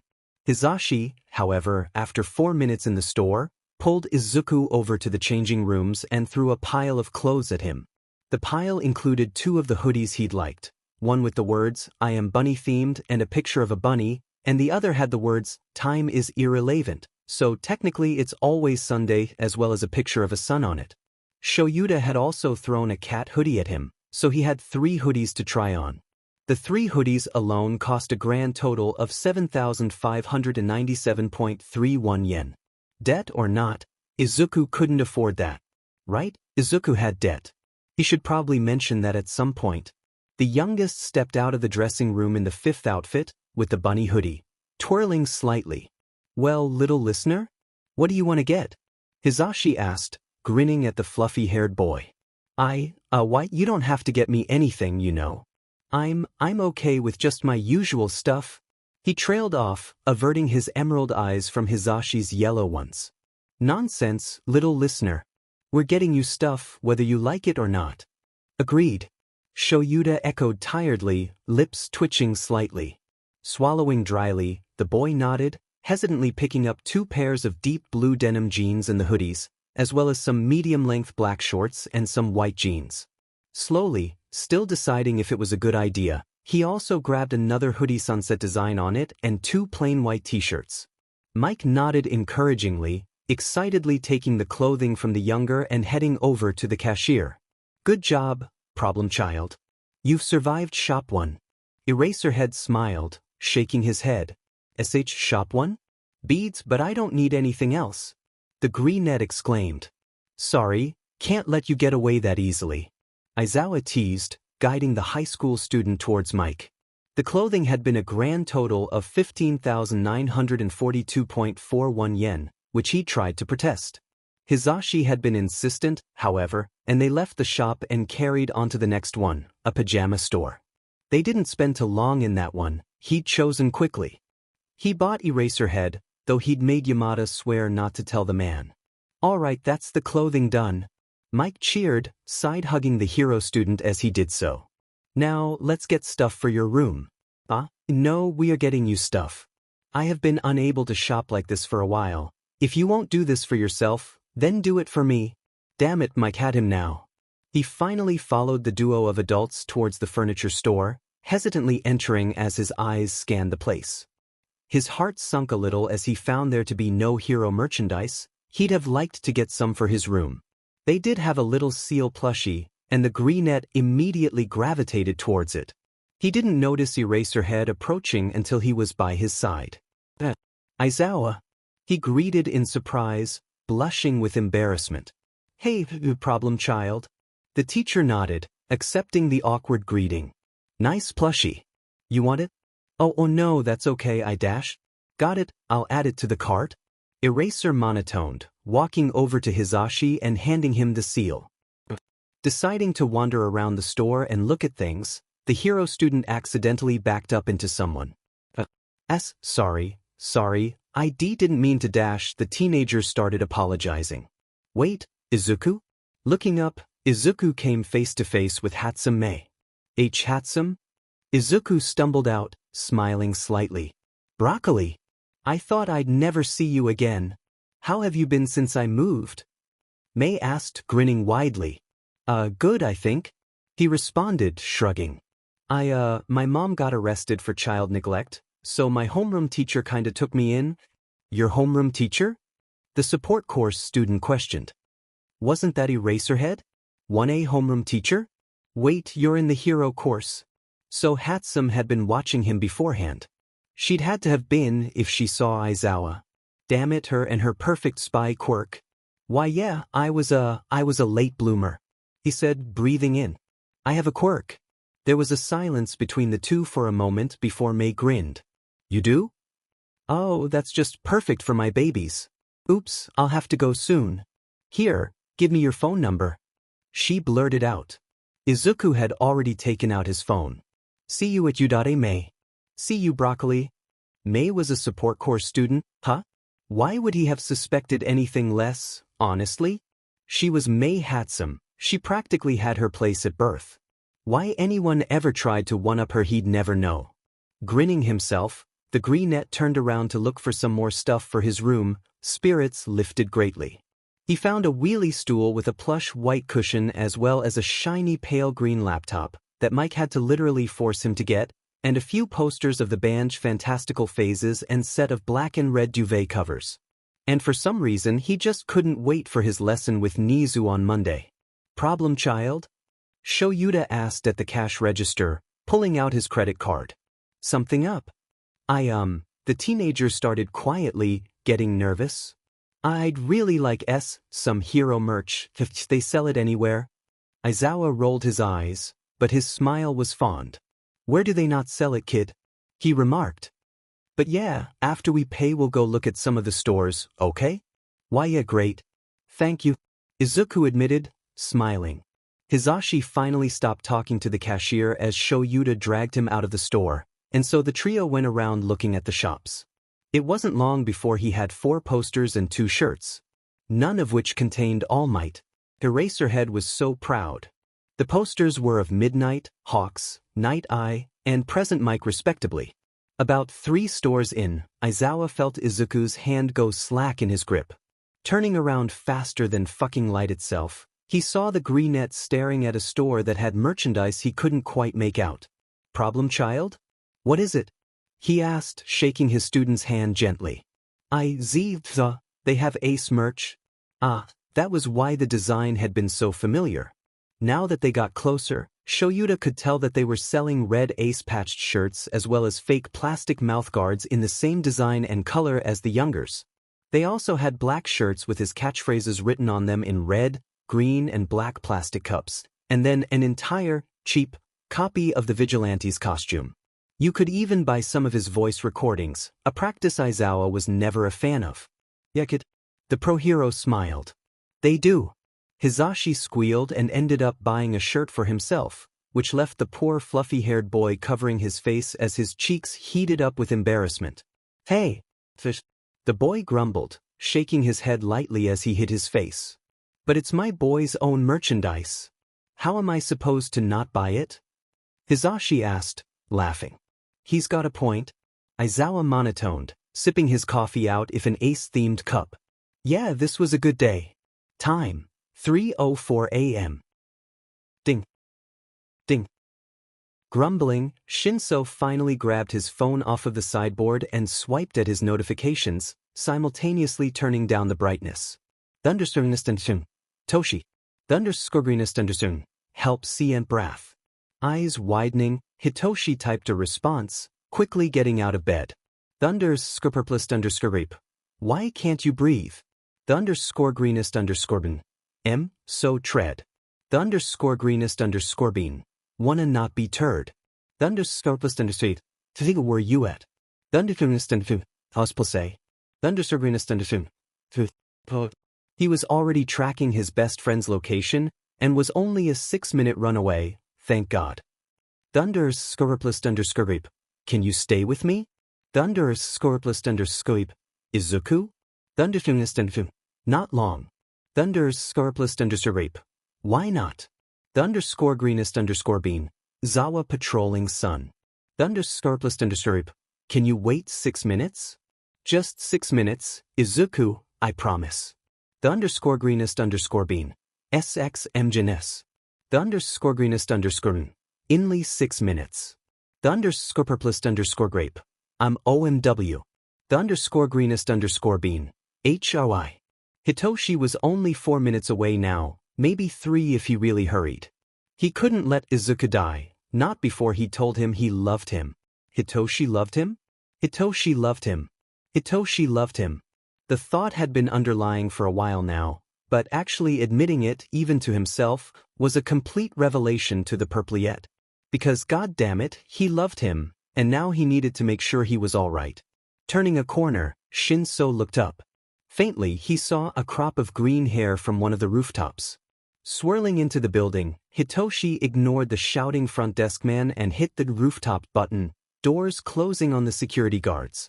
It took 29 seconds to get to the top of the building, but when he did, the elder found the younger curled into a ball next to the now open roof door. The emerald eyes pierced up at him, rimmed red from crying. His cheeks were stained with tears, as were his eraser-head pajamas. Nice taste, Zuku, though Hitoshi had no doubt they'd wash. Zuku? He asked, voice strained. Toshi? The boy mimicked, wiping at his eyes. Why, you act actually siege came? Yeah, of course. He whispered, sitting besides. The crying greenette. You want to talk about it? And no, gotta be quick, Zawa's patrol S starts in Teach 10. Hitoshi's breath caught in his throat. Gotta be in bed by then. Oh, thank God. He wasn't going to jump. Izuku wasn't going to jump, and that was all Hitoshi needed to know. Well, for then, at least. I'll help you back to bed. He offered quietly, holding a hand out as he stood, when had he started crouching? Thanks, Toshi. The other whispered, shakingly taking the outstretched hand. A comfortable, though still somewhat tense, silence fell over the duo as Shinso helped the younger into the elevator. Izuku looked contemplative, turning to his friend. Why do they care? The question took the Purpliette completely off guard, and he was stood still for a couple of seconds. Because they love you. And, for once, that was all the duo needed to know. Izuku was having both the best and worst day ever. For one thing, he had Nodorin and Mayu on his lap, which was always nice. He'd been on his lap since 5 in the morning when the greenette had woken up from a nightmare. Notorin had climbed on his bed and refused to get off, so now he was laying here with both Notorin and Mayu. Because Mayu joined them too. It just happened, and he decided it best to just let it happen. Izuku doesn't question these things. The only problem with that was now he had 5 minutes before Eraserhead left for you, and he had to go with him. Please? The hero student whisper asked the cats. I'll give you treats. Or catnip. You guys like catnip, right? The cats blinked at him, unimpressed. Hey, I'm trying here. The greenette protested, crossing his arms at the duo of fluff on his lap. Really trying here? They were going to be late. Problem child. We need to go, why, aren't you? Eraserhead trailed off, staring at the cats on his lap. I got caught up. The younger smiled guiltily, shifting his legs slightly. I can see that. The pro groaned, moving over to shift Mayu and Notorin off of his problem child. Come and get dressed. Quickly. He did not leave the room smiling at his kids' pajamas. He did not. Anyone who said otherwise was a liar. Izuku quickly grabbed his yukata uniform as he rushed to get it on, almost forgetting his phone in the process. Luckily, the fluffy-haired student realized before jogging out of his room to meet Aizawa and Mike grabbing the green-covered phone. The teenager rushed into the kitchen. He quickly grabbed an already toasted piece of toast before practically twirling out of the apartment door to meet the other 2 pros. There you are, little listener. Hizashi smiled, gently guiding the younger down the stairs. Sho here told me you got caught up with the cats, eh? Feeling his cheeks flush slightly from embarrassment, Midoriya nodded as he followed the pro down the stairs. Yeah, well, Zawa also tells me you once impulse bought an entire karaoke bar, but I'm sure that's just a rumor. The green-haired boy smirked, chuckling silently as Mike playfully glared down at his husband. I returned it the next day. The loud blonde protested, crossing his arms as they continued down. You did not. Aizawa scoffed. You sold it 7 months later because it wasn't making money. I returned it. You gave it away on eBay for 27,226.63 yen when it was worth 30,493,820.00 yen at least. Clutching the side of the stairway to keep his balance, Izuku almost fell over from laughing so hard. Little listener, Mike complained, pouting. Yeah, today was a good day. Izuku liked the beginning of the day for one solid reason. He got to hang out with Nezu. Your move. The Chimera Stoat noted cheerfully, having just moved his knight in the way of his queen the bastard. His eyes scanned the board, his black pieces surrounding Nezu's king. However, he needed the queen in position before he could enact his plans. He could always use his rook against the principal's knight, but then his bishop would swoop in for check on his king, giving Nezu an essential free round to do whatever while he had to move his king. That would also take him out of eligibility for castling, which though not helpful at the time, could be valuable. In the end he ended up taking the knight anyway. How did you become the principal of U.A? Question chess. Nezu smirks, grinning ear to ear. Though, Izuku supposed, his ears were on the top of his head so the saying would be side of head to side of head. I fought for my rights as a citizen in court, represented myself, and won against 4 of their best lawyers. They couldn't refuse me my rights then, and then they gave me the school in a silent bribe for me to not out them. That Chaz horrible motherfuckers was silent, but definitely an underlying implication. Too bad they wasted a school on it, too bad. The principal explained, grin still present as he made his next move. The greenette almost groaned, but instead castled his king, leaving his other rook in a straight line of check on Nezu's part. The principal moved his king right, effectively disengaging his other pieces. Mistake. He should have taken the queen. Using his queen, the green-haired teenager was quick to take the previous knight and position his queen in a stalemate-type position. Why did you redesign the entrance exam as you did? He asked, genuinely curious. He'd sent the plans, but the things Nezu did and the things Nezu submitted to the Hero Public Safety Commission were both separate and extremely different. I wished for students with non-physical quirks to be able to give society what it so desperately needs. Nezu answered easily, somewhat confused with his student's question. Izuku hummed questionably. He doubted that was all there was. And maybe I wish to spite the commission with it? The pro-in-training smiled lightly, his lips twitching. He'd known there was more to it than that. Not that the principal didn't care for his students, it was simply that one got tired just sitting around and waiting for their demise. After an uneventful turn, the principal took one of his pawns, damn it, that was so close to being a queen, smirking as he did so. If you did not develop your quirk as you say you did, what would you have done instead? The chimera stoat asked curiously, head cocking to the side. The greenette lightly sucked in a breath, nodding slightly. In reality, he knew he wouldn't be there for the entrance exam. He'd literally activated his quirk by trying to commit early die. He was practically destined to become another statistic. The rules stated he couldn't lie, but he could surely bend the truth? Or would that be counted as a lie of omission? Well, who was going to stop him anyway? According to statistics, die. The boy huffed, shaking his head. I'd been planning on applying to you at A anyway, though. I plan to apply to general education as well, sort of like a backup plan. He added. Nezu hummed in acknowledgement, taking another one of his pawns as he did so. That one was also so close to becoming a queen, god damn it Nezu. Ah well, at least that let him set up checkmate. Opinions on cheese. If Izuku had drank any of the tea, he would have spit it out. Instead, the hero student simply raised his eyebrow in a mocking question.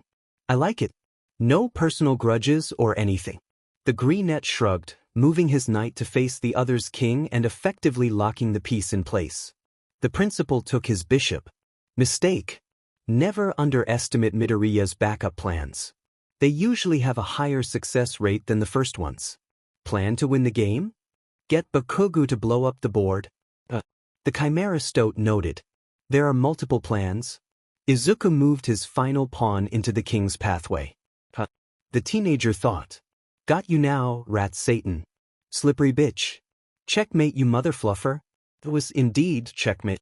All right class. Aizawa called out, entering the room tiredly. Today, with the help of Midnight, you will be picking your hero names.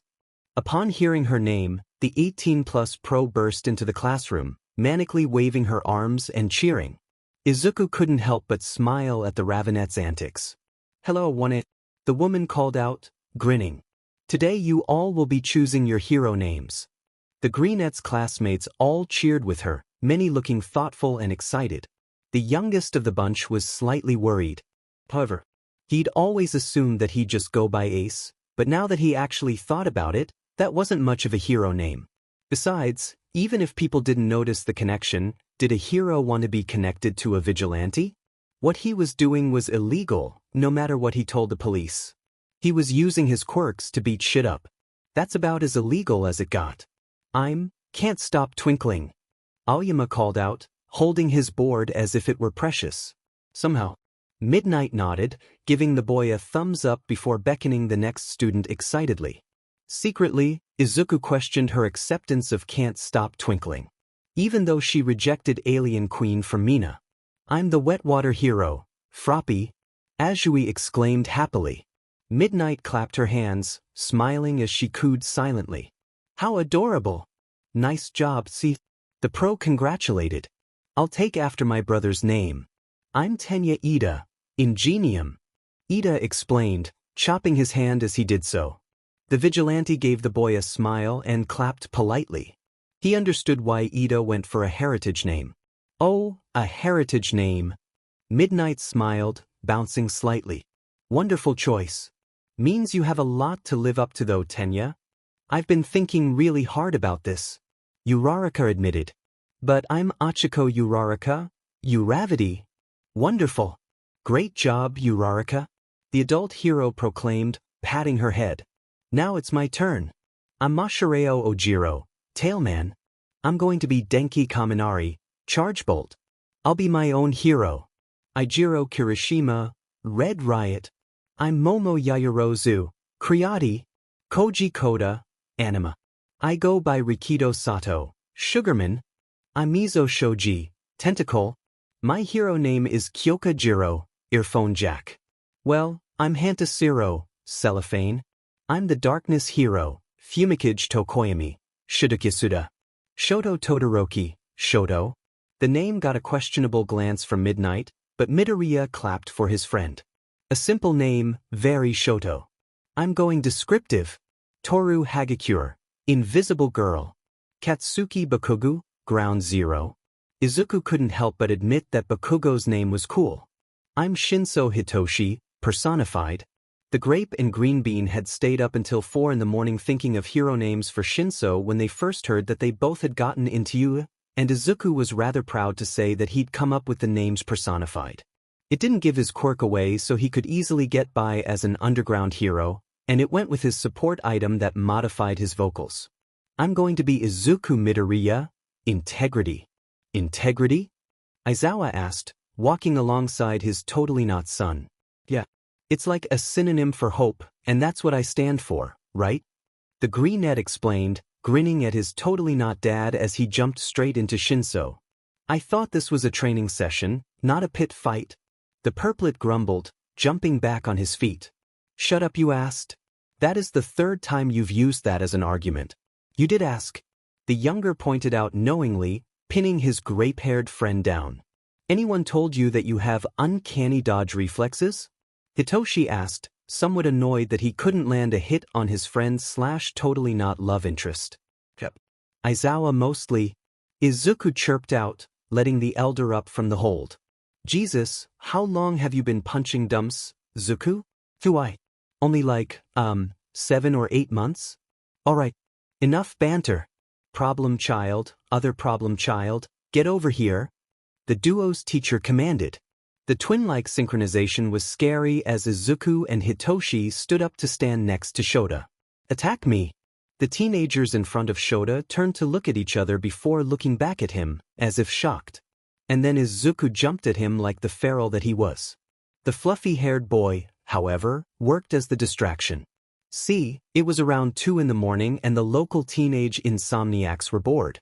In the end, they ended up discussing how to beat different heroes at hand-to-hand. They'd come to the conclusion that though not entirely impossible, they wouldn't be able to beat All Might with just their hands. They had, however, come up with a strategy against Eraserhead. They doubted that it would work flawlessly, or actually work at all, but it would definitely give them time to evacuate someone or escape if needed. As the green-headed hero student grasped for his arms ferally, Shinso darted for the legs. Even if Aizawa's capture weapon wasn't far behind, it unbalanced his teacher and gave Izuku a direct hit if his own didn't work. He knocked into the black-haired teacher's legs and then tried to dart out of the capture weapon's range. Keyword tried. He kneaded up tangled by the pro's side as the greenette withdrew from his opponent's face.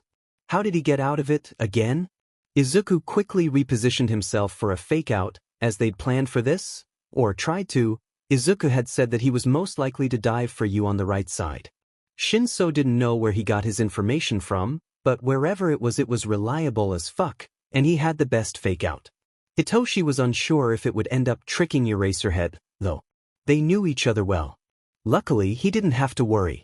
The youngest delivered the move flawlessly, slipping underneath and over the weapon before latching onto Shinso and jolting him away in one quick movement. The two were soon in a defensive position about halfway across the 4 training mats laid out. However, if this new move surprised Aizawa, he didn't show it. On his left, it's sensitive from USJ. It's not serious, but it might distract him for a bit. The other quickly signed to Hitoshi. So they were far enough away from Aizawa to quick sign. Before the purplet could answer though, the greenette in front of him spun towards the right, trying to give him an opening on the left. Shota, however, was favoring his right side defense to guard his left. That strategy was both bad and good for the duo of hero students, as it showed them his vulnerability and it meant he was focusing on his left side more, but it gave them less of a chance for a hit to his left and more vulnerable side. Well, nothing a quick kick couldn't fix. Probably. Hitoshi grit his teeth before throwing himself under the capture weapon and up behind his knot crush. The pro quickly spun around again to meet the duo, meaning there was a time gap between the time he was facing them and when he'd readjusted his guard on his left side.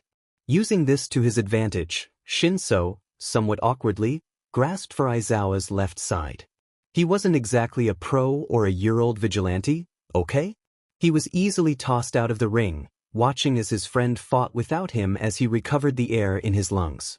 The younger shoved his way out of reach. Again, Shinso had no idea how he knew what part of the weapon he could touch. There was no way he could have figured it out through vigilantism alone of the capture weapon and tried to literally backflip over the man, but just ended up entangled.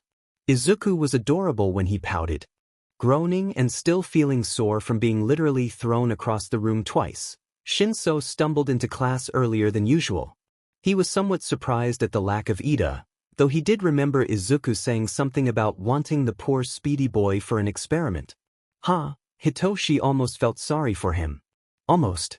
So inside the classroom was Shoto Todoroki, son of number 2 #hero and number 1 #asshole NGI Todoroki. Shinso didn't really have a personal grudge against Endeavor, it was just the trillions. 2076149900000000.00 to be exact. Yes, Izuku had counted of property damage. Or his obvious hate for the public. Or his bias against weaker/mental quirks. Or possibly his disrespect for any and all human safety and complete disregard for human life. Or maybe it was his egotistical nature. Okay, maybe it was a personal grudge. But just a little one. Either way, Hitoshi didn't give a fuck about NGI Todoroki. But he most certainly did give a fuck about his very pretty son. Ah, Hitoshi, Shoto noted, giving him a respectful nod. You're not Ida. Shinso snorted at the bluntness, shaking his head gently. Izuku needed him for one of his experiments. I almost feel bad for the guy. The purplet explained. I see. Shoto vocalized, perplexed. Hitoshi huffed out a quiet laugh, shaking his head as he navigated to his seat. So, Shotoha? Interesting hero name, I suppose? The hero student smirked. I don't need anything more. Shoto is just fine. I did like personified though. It was an interesting choice. It does suit you? The peppermint boy noted, giving him a quick once-over. Fuck him for falling for all the observant boys. I'd like to think so, Hitoshi murmured, turning his eyes to the door as Ida stumbled in. Midoriya, I really don't think that was necessary. The Bluenet started, already being pushed into the room with something on his legs. Don't be silly, Ida. The younger smirked. Innovation is completely necessary. Hitoshi rolled his eyes, wondering who in the support department Izuku paid off to make those things for him. He didn't doubt the Greenet designed them, but he knew from experience that he wasn't one to build the things. Not if he could get someone else to do it for him, anyway. Exactly. Don't abandon my babies, Ida. Oh no. Exactly, Ida. Wouldn't want to disappoint Hatsum-chan, would you? The youngest persuaded. Guilt-tripping was one of Izuku's most used tools when he had the courage to use it. It was a rare thing, but it seemed Mei Hatsum brought something out of the boy. Damn it. Hatsum used to attend Shinsu's elementary school before she was homeschooled, and she often spoke of a quirkless green-haired boy with freckles, one who she'd later have to leave behind when she moved when she was 8. She described him as nervous, but one of the smartest kids he knew. The mystery kid was, apparently, the only person who could keep up with her. The two made Hatsum's first invention together, something she'd forever cherish. Not so much of a mystery kid anymore, huh? Izuku? Hitoshi groaned, slamming his head into his desk. Please don't tell me you and Hatsum are childhood friends? We are. How'd you know? Did she speak about me? I'm guessing so. The hero student rambled. Or did you go to school together? Purple hair, purple eyes, moody? I knew it. May used to talk about you. Twice. Maybe twice. Anyway, come see what we've made. Ida, test them out. Shinso shook his head, raising himself off of his desk to look at the confused but entranced Shoto and the horrified but curious Ida. Midoriya, are you sure this is safe? I'm not sure boosting my engines is the smartest idea in such a enclosed space. The formal student said, his face expressing his concern over the gadgets. The green bean in question seemed to contemplate this fact. Hatsum stopped bouncing, settling for a small wobble instead. Geniuses. Maybe you're right, Ida-san. We should wait until hero training. That way it'll be much easier for you and we run only a 24.8% chance of failure instead of a 56.3. The fluffy-haired boy rambled off easily, Hatsum resuming her excited bouncing. The test subject in question almost choked on air as he turned around to face the two. A 56% chance of failure? Midoriya. That's incredibly reckless of you. I find it hard to believe that such a prestigious school as UDA would approve of an item with such a damaging chance being used in their classrooms. He spouted out, chopping his arm violently through the air as Izuku calmly continued around the reprimanding boy, Hatsum quickly following his lead and darting off to her classroom as Bakugo, Kaminari, and Kirishima entered the classroom. Mina and Uraraka weren't far behind, the duo dragging Tsuyu along with them. It wasn't long until the entire class of 1A was sitting down in their seats and Aizawa was tiredly making his way to his desk. Alright, I have a few announcements before we get started. The pro explained, shuffling around some papers that he was holding. First up is the sports festival. Ah yes, the Udata Sports Festival. Izuku had been wondering about the sports festival, mainly if Nezu would allow them to continue on with it. It was a huge event, bigger than the Olympics. It was one of the huge boosts that UDA gave their students, as many hero agencies scouted for their interns there. For the first years, it's used for hero agency internships. UDA will still be holding the sports festival. Maximum security will be in place, so there will be some new restrictions. I expect you all to train hard. This is not an opportunity to take lightly. The class murmured in excitement, Kirishima and Kaminari both flashing each other smiles. No doubt the two planned on sparring together for the remainder of the time between now and the sports festival. Next, because of the uniqueness of the USJ event, and some other situations that have come to light, you'll all need to take mandatory therapy. 1 hour after school. The black-haired pro then continued to glare at anyone who grumbled, and sent an especially angry glare at Bakugo when he actually vocally protested the therapy. No. I'm not some weak-ass loser who can't deal with a little pain. The room was deafeningly quiet as the whole class, as if it were a practiced event, turned around to glare at the blonde with Aizawa. It was something to marvel at for sure. Get out of my classroom. 1A's teacher practically growled. Get out of my classroom and go explain to Nezu exactly what you just said, and don't come back today. What? You can't dash, the blonde started, hands clenched. Oh, you'll find that I absolutely can. Be glad I'm not expelling you, the pro paused. Yet, Bakugo screamed angrily, but did in fact get up and walk out the door and straight towards Nezu's office, a feat that surprised Izuku greatly. He was shouting and complaining all the way, but it seemed he was actually going to Nezu. And if he wasn't? Well, the rat probably already knew of the incident. He'd get Bakugo in his office one way or another, most likely just running into him in the halls and asking if he needed anything, since he so conveniently seemed to be going to his office. The minute the door was closed, the class exploded. Some cussed Katsuki out through the door, others retracted into groups and shared spiteful comments, and Ida tried to calm everyone down. He was, as usual, unsuccessful. When such a bombshell was dropped on the class like that, they might as well be left to talk or notes would be passed all lesson. Aizawa, it seemed, knew that fact as he simply waited, and angrily typed a letter to Nezu. But he knew. Shoto and Shinso stood up. Traversing through the groups of now angry students, the duo simultaneously reached Izuku's desk.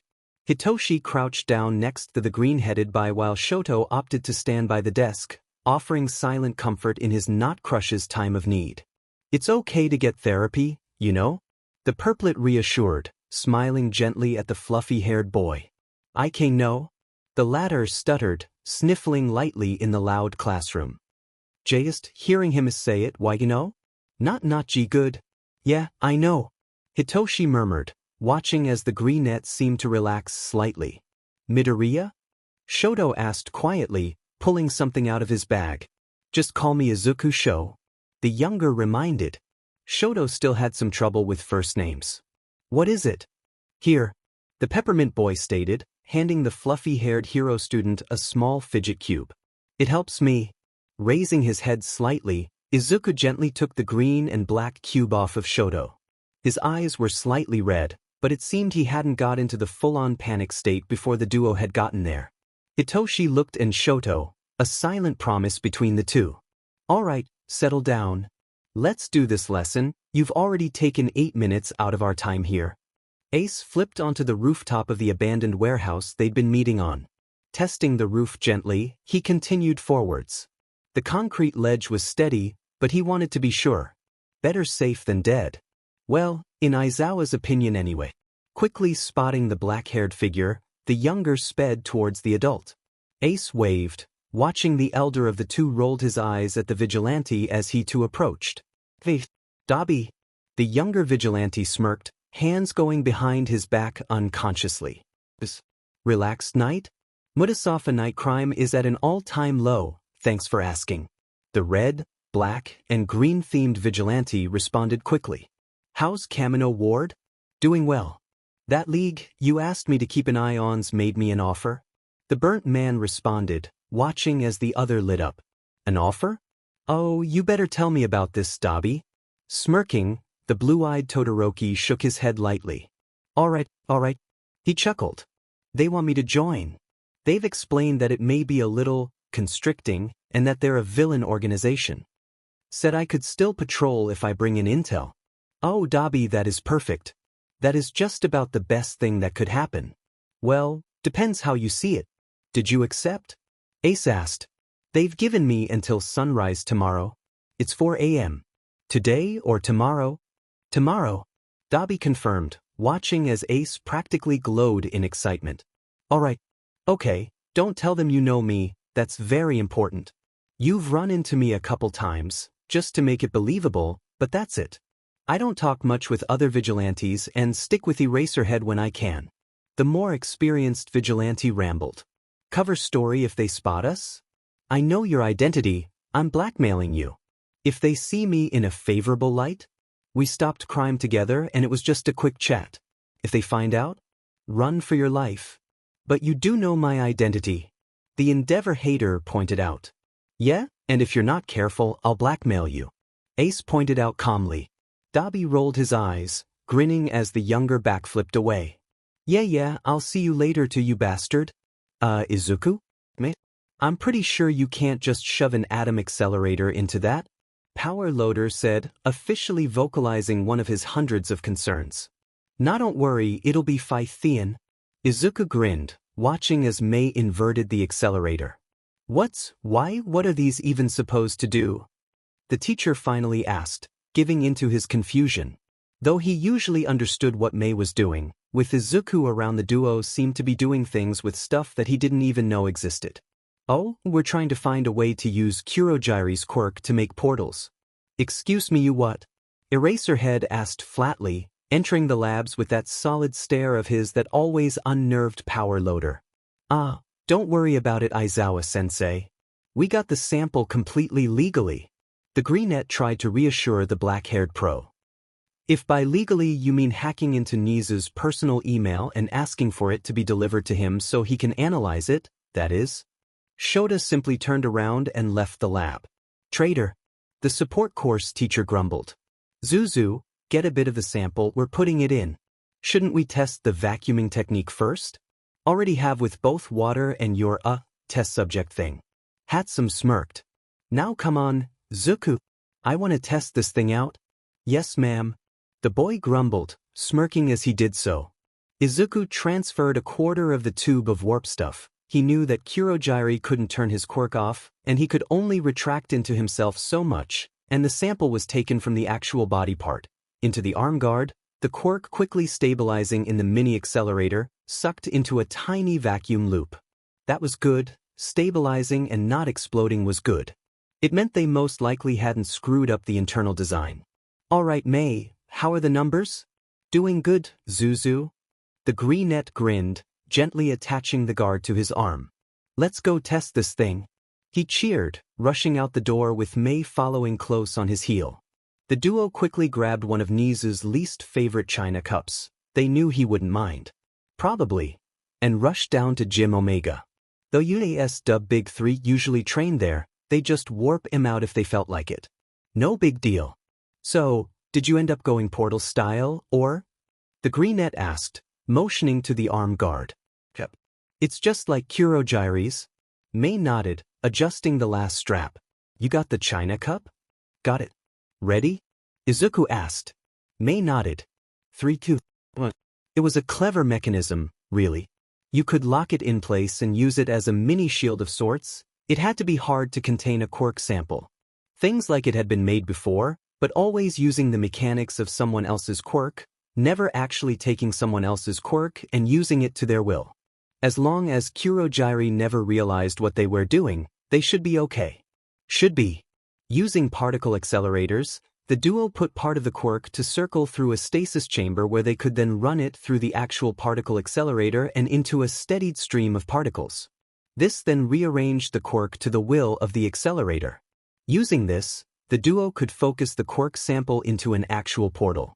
It couldn't be expanded much, but if you really wanted to, you could go through it. As long as they had enough sample for 2 portals, then the portal could be sucked back in. A portal appeared in front of Izuku. Come on, Mei, the cup. The cup. The greenette shouted, excited as Mei threw the cup through the portal. Shooting another one, they watched as the cup went through that one, too. It quickly shattered on the ground, but Izuku and Mei were ecstatic. It works. Izuku breathed. It works, it works, it works, it works, it works. Works, Mei. The teenage duo cheered, throwing one of the pieces china cup through the portals just to watch it shatter like its now broken teacup mother. Yes, this was a good. Okay, this wasn't the best way for Shinso to find out. In Izuku's defense, how was he supposed to know that the other hadn't gone home? He'd said he was going home and he'd walked through the door. Only he'd left his favorite eyeshadow, and now he'd seen the greenette playing with the new quirk he'd created by combining half hot, half cold and glacier movements together. It was called molten ice, and the younger was rather fond of it. Quirk, molten ice.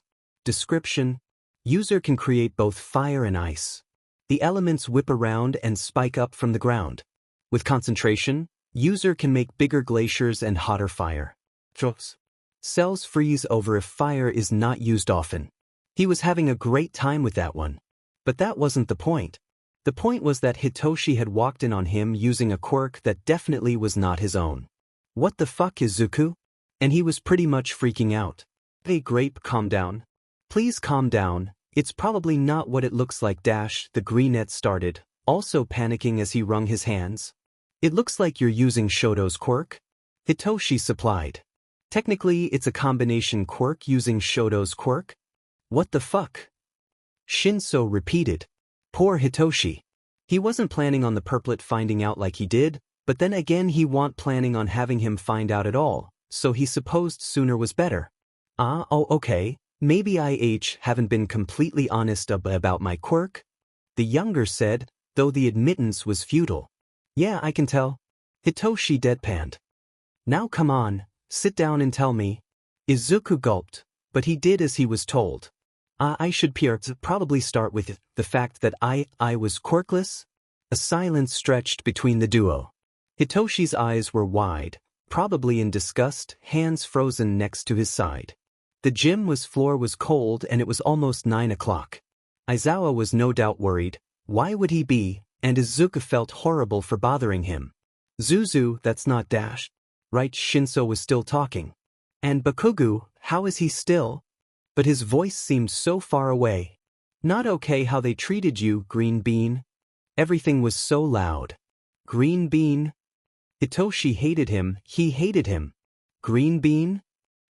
He was disgusting. God, what would Kaken think? Green Bean. Why was this happening? How could he tell Hitoshi? How could he not? How could he lie? Izuku.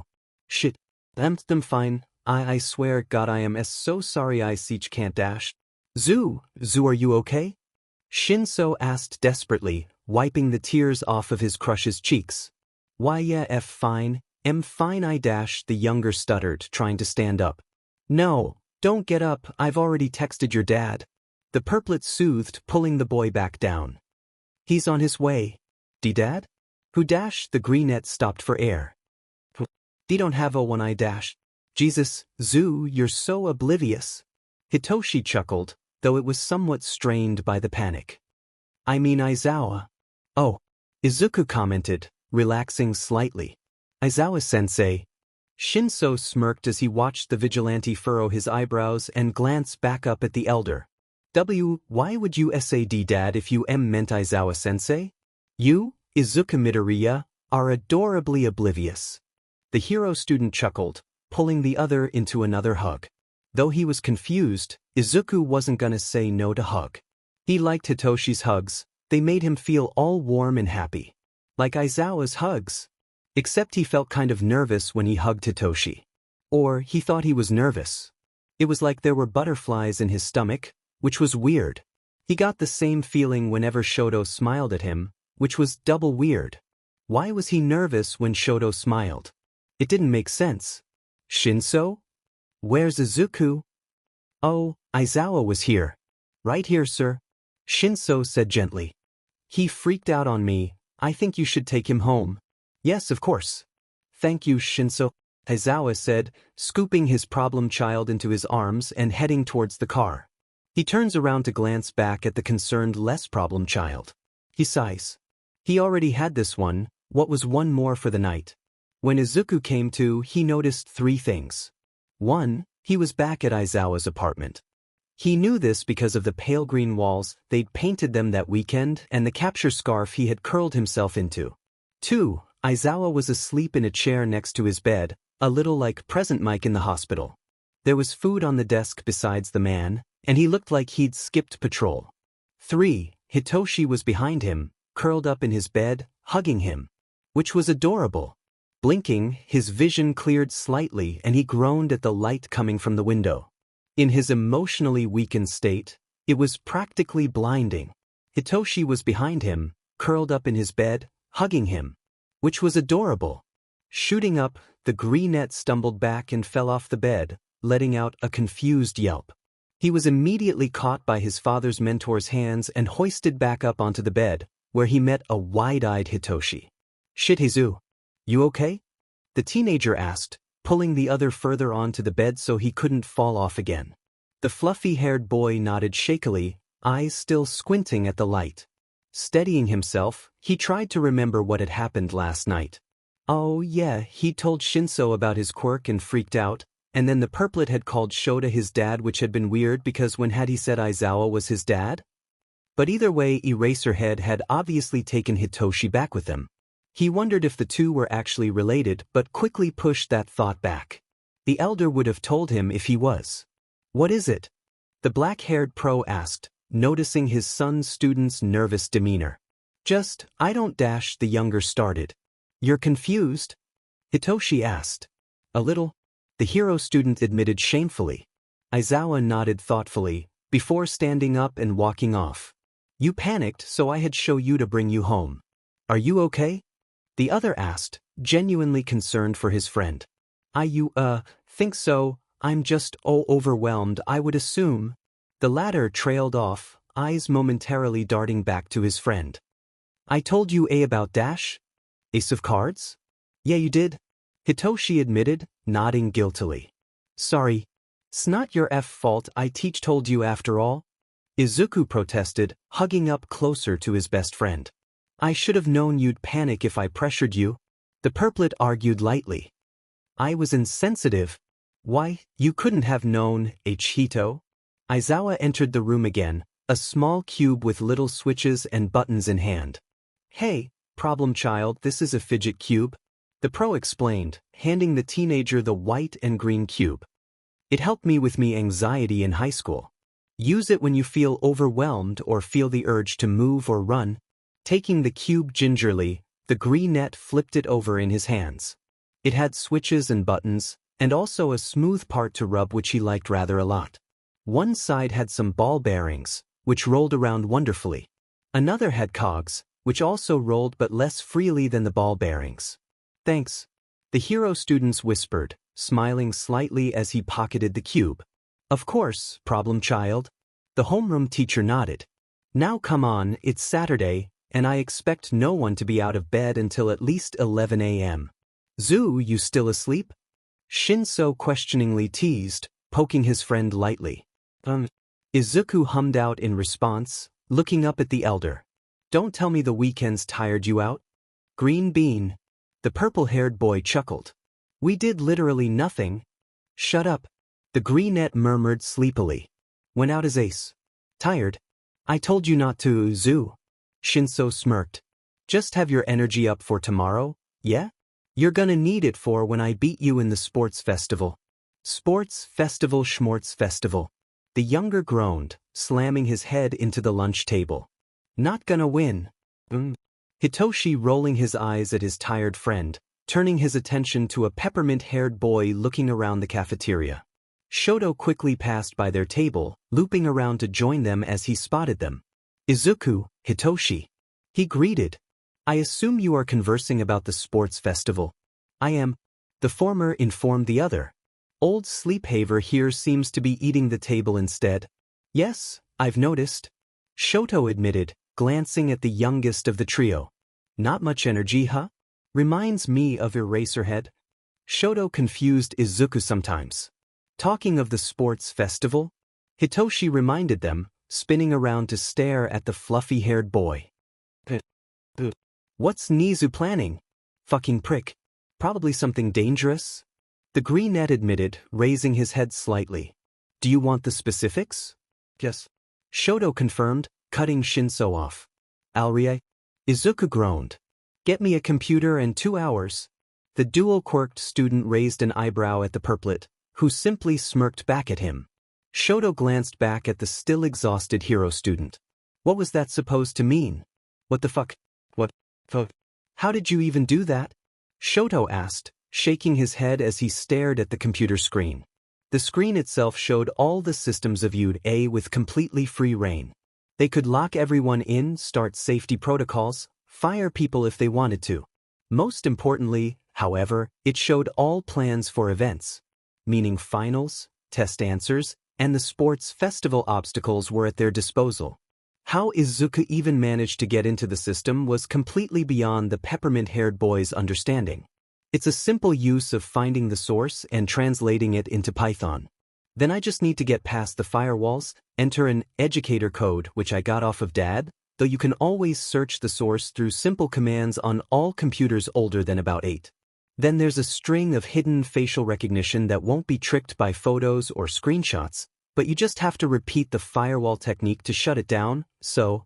The boy shrugged. What the fuck? Shoto repeated. Hitoshi, however, looked like HD just struck gold. Dried grape? You okay? Izuku asked, eyes full of confusion. You called him Dad. A silence stretched through the room as the greenette's eyes widened. His confused expression turned to one of shock and embarrassment. I didn't mean it like that. He shouted, blushing as he did so. You did. Shoto supplied monotonously. We both heard it. Hitoshi just grinned, laughing as he tilted his head back. Oh, Zuha. Shoto narrowed his eyes at the duo. Called Eraserhead Dad, tired like him? Shinsu. Izuku regretted everything. First of all, he called Aizawa Dad the other day, which was absolutely embarrassing. Though he did think of the man that way, he was sure his feelings weren't reprocreated. He was sure a lot of his feelings weren't reprocreated, but that wasn't the point. Besides, he didn't deserve Aizawa. He didn't deserve anything, but there he was, selfishly grabbing at every opportunity he could. Second of all, he was sitting in Nezu's office after definitely not hacking into U.A's system, and Nezu definitely knew. Or, rather, he didn't know, because there was no hacking. At all. Nope. He was innocent. The gremlin of a rat hadn't actually poisoned the tea this time, which in on itself was a red flag, as he always poisoned the tea. Did Izuku know why? No, he didn't. Did he have multiple theories that oftentimes connected it with past trauma and animal-like instincts? Yes, he did. But that wasn't the point. The point was that Nezu knew something was up, and he purposefully wasn't just telling him. Focusing back on the topic of Endeavor's connections to the Hero Commission, the greenette continued, avoiding the signs because hey, it was good tea. I've done some out-of-class work here and gathered some security footage from the camera outside Endeavor's dwellings. Their very wide window has a perfect view of the training room. Nezu cackled, shorter but still somewhat terrifying to a third party. Izuku wanted to cackle. It was rather intimidating unless you two were both a genius and slightly morally ambiguous. Legally? The Chimera Stoat asked, and the younger wants to laugh. Legally, yeah sure. If blackmail and hacking was legal. But technically, government files were meant to be public, right? Yeah, totally. Depends on your definition of legal. All I needed was the area code and a police code, which I got by blackmail, and then I was into the system. It was laughably easy, the fluffy-haired boy admitted. Interesting. I'm going to go on a limb here and assume you've already converted the security footage into movable files? Of course, why? The hero student asked. Oh, it might be time to move on to phase 3. The principal hummed. Already? The younger asked, tiredness fading away by the minute. Indeed. You understand what needs to be completed. I understand completely. Good, I'll send out the email today then. Izuku was smart. If Kirishima knew anything, he knew that. Izuku was so smart that it scared him. The usually timid classmate they knew often melted away when he got started, and it was incredible. The greenette was always thinking, always making observations about everything around him, and always using it to his advantage. It was everything the spiky-haired boy aspired to be. So when the younger approached him just before lunchtime and guided him out of the classroom to talk about the sports festival, who was he to disagree? What is it, Mito? The elder asked, head tilting to the side in confusion. It's about the sports festival. The first event, to be precise. It's going to be an obstacle course. The green bean said, eyes lighting up. I want you on my team, he clarified. Kirishima blinked. Huh? He asked, raising his eyebrow. How do you know that? Is it a pattern? That's so manly, Mito bro. Also what? The sunshine child giggled, shaking his head slightly. My bad, forgot you didn't know. It's an obstacle course in groups. 4 people in each group, an obstacle course that spans the length around the stands. Izuku explained. I want you on my team. It's like a booking in advance, so nobody else gets you first. This is so manly. The redhead exclaimed. I'll totally be on your team. Great. The hero student smiled. We're with Hitoshi and Hatsumi. The younger must have seen the confusion on Eijiro's face, because he was quick to continue. Don't worry, Hatsumi is my friend. Pink hair? Eyeglass Quirk called Zoom? You'll meet her. Still slightly confused, but definitely on board, Kirishima nodded. Shall we head back to class? Grab some lunch with the team? He asked, watching as Midoriya quickly agreed. As the duo made their way back to the classroom, they found many students, business course to class 1B alike, crowding around their door. Someone was shouting. What? You're so great because you fought some villains. Think we're gonna bow down to you for it? What? No. Come on, man, we just want to go about our day. Turning back around to get a look at Midoriya, he quickly took a few steps back. The greenette looked enraged, his fist clenched tightly as he glared at the pompous blonde. Why was it always the blondes? Not that Kirishima didn't like Katsuki, he was just a little aggressive is all. He took battle training way too far, and Mito bro got seriously hurt. He still wondered why All Might let it get that far. Hey! What? Shit was about to hit the fan. This was going to be so manly. The fuck do you think you're talking about? The youngest spat, barely noticing the gazes burning at him. The rest of 1A was in varying states of shock at the cursing. Oh look, the ringleader of the class. The blonde, Monoma, as Izuku now recognized, sneered. What did you do in the great attack? Run and hide? Are you now a glorified hero? Oh. You want to know what I did, Monoma? The greenette seethed. I almost fucking died. I had a literal hole in my leg because a metal spike was rammed into it by a mutated beast with about 11 fucking quirks. I had to watch as my teacher almost died, my friends who I cared about suffer at the hands of criminals who should be in jail. I had to plan, I had to put faith in whatever little hope or idea we had and weigh the outcomes. What we went through isn't something you get to poke fun at because you want to feel superior. Monoma was silent, as were the other students in the hallway. They obviously weren't expecting that reaction from any of the students they were antagonizing, much less the student. Midoriya had garnered the reputation of Sunshine Child in Udare, an obvious testimony to his bright smile and usually gentle personality. This was definitely not the Midoriya they'd heard so much about. The rest of Class 1A stood behind them, also shocked. The younger was never angry. Even in the USJ attack he was focused and energetic. Maybe a little frantic, but never, ever angry. Look me in the eyes, Minoma, and tell me you want to have your best friend's lives in your hands. If your solution for someone being even slightly better than you is to go up to them and taunt and jibe at them about one of the most traumatic events of their lives, then you can get out of this goddamn school right. I could remove you myself, if that'd sweet you more. Physically or not.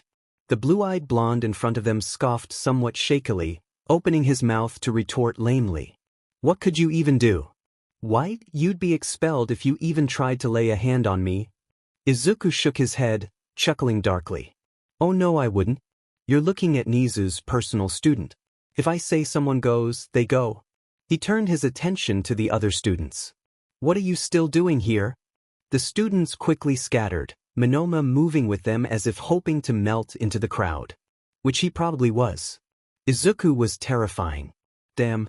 Mina whispered. It was the day of the sports festival, and Izuku was absolutely ecstatic. The announcements were already over, and it was time for midnight to explain the first event. The first event of the sports festival will be an obstacle course. The 18-plus pro shouted into the microphone, grinning as she did so. Let's take a look at the rules. Obstacle course? Ochako questioned, tilting her head to the side. The first thing you need to know is the obvious, no lethality. You can't kill each other, or I will knock you out. The greenette rolled his eyes, but nodded all the same. He shared a look with May before turning his attention back to Midnight. Secondly, unless you've gotten a request for support items submitted, no support items are allowed. Kirishima gave a puzzled look to the youngest, gaze on the slightly taller shoes and the somewhat suspicious-looking flask thing. Finally, you cannot aim for the crowd. They are to remain unharmed throughout the festival. Midnight grinned, a quick glance to Bakugu as she did so, winking at the boy who sat back. Damn it, I was going to enjoy accidentally throwing my opponents into All Might. Izuku joked to Hitoshi, who snorted in response. All right, calm down. The pro shouted at the first years. Before we start, though, we're going to have a speech from the person who scored number 1 in the entrance exam, Izuku Midoriya from Class 1A. Oh wait, hold on. Hey, wait a minute, that was him. Stepping up onto the podium, Izuku shot a playful glare at the announcer box where Mike and Aizawa were, no doubt laughing at him. My name is Izuku Midoriya. He started. He had some idea of what he wanted to say. He knew he wanted to talk about the unfairness of society, so now he simply needed his brain to think up a speech. I was quirkless for 13 years of my life. Many ripples of shock and surprise flow through the crowd, almost all confused.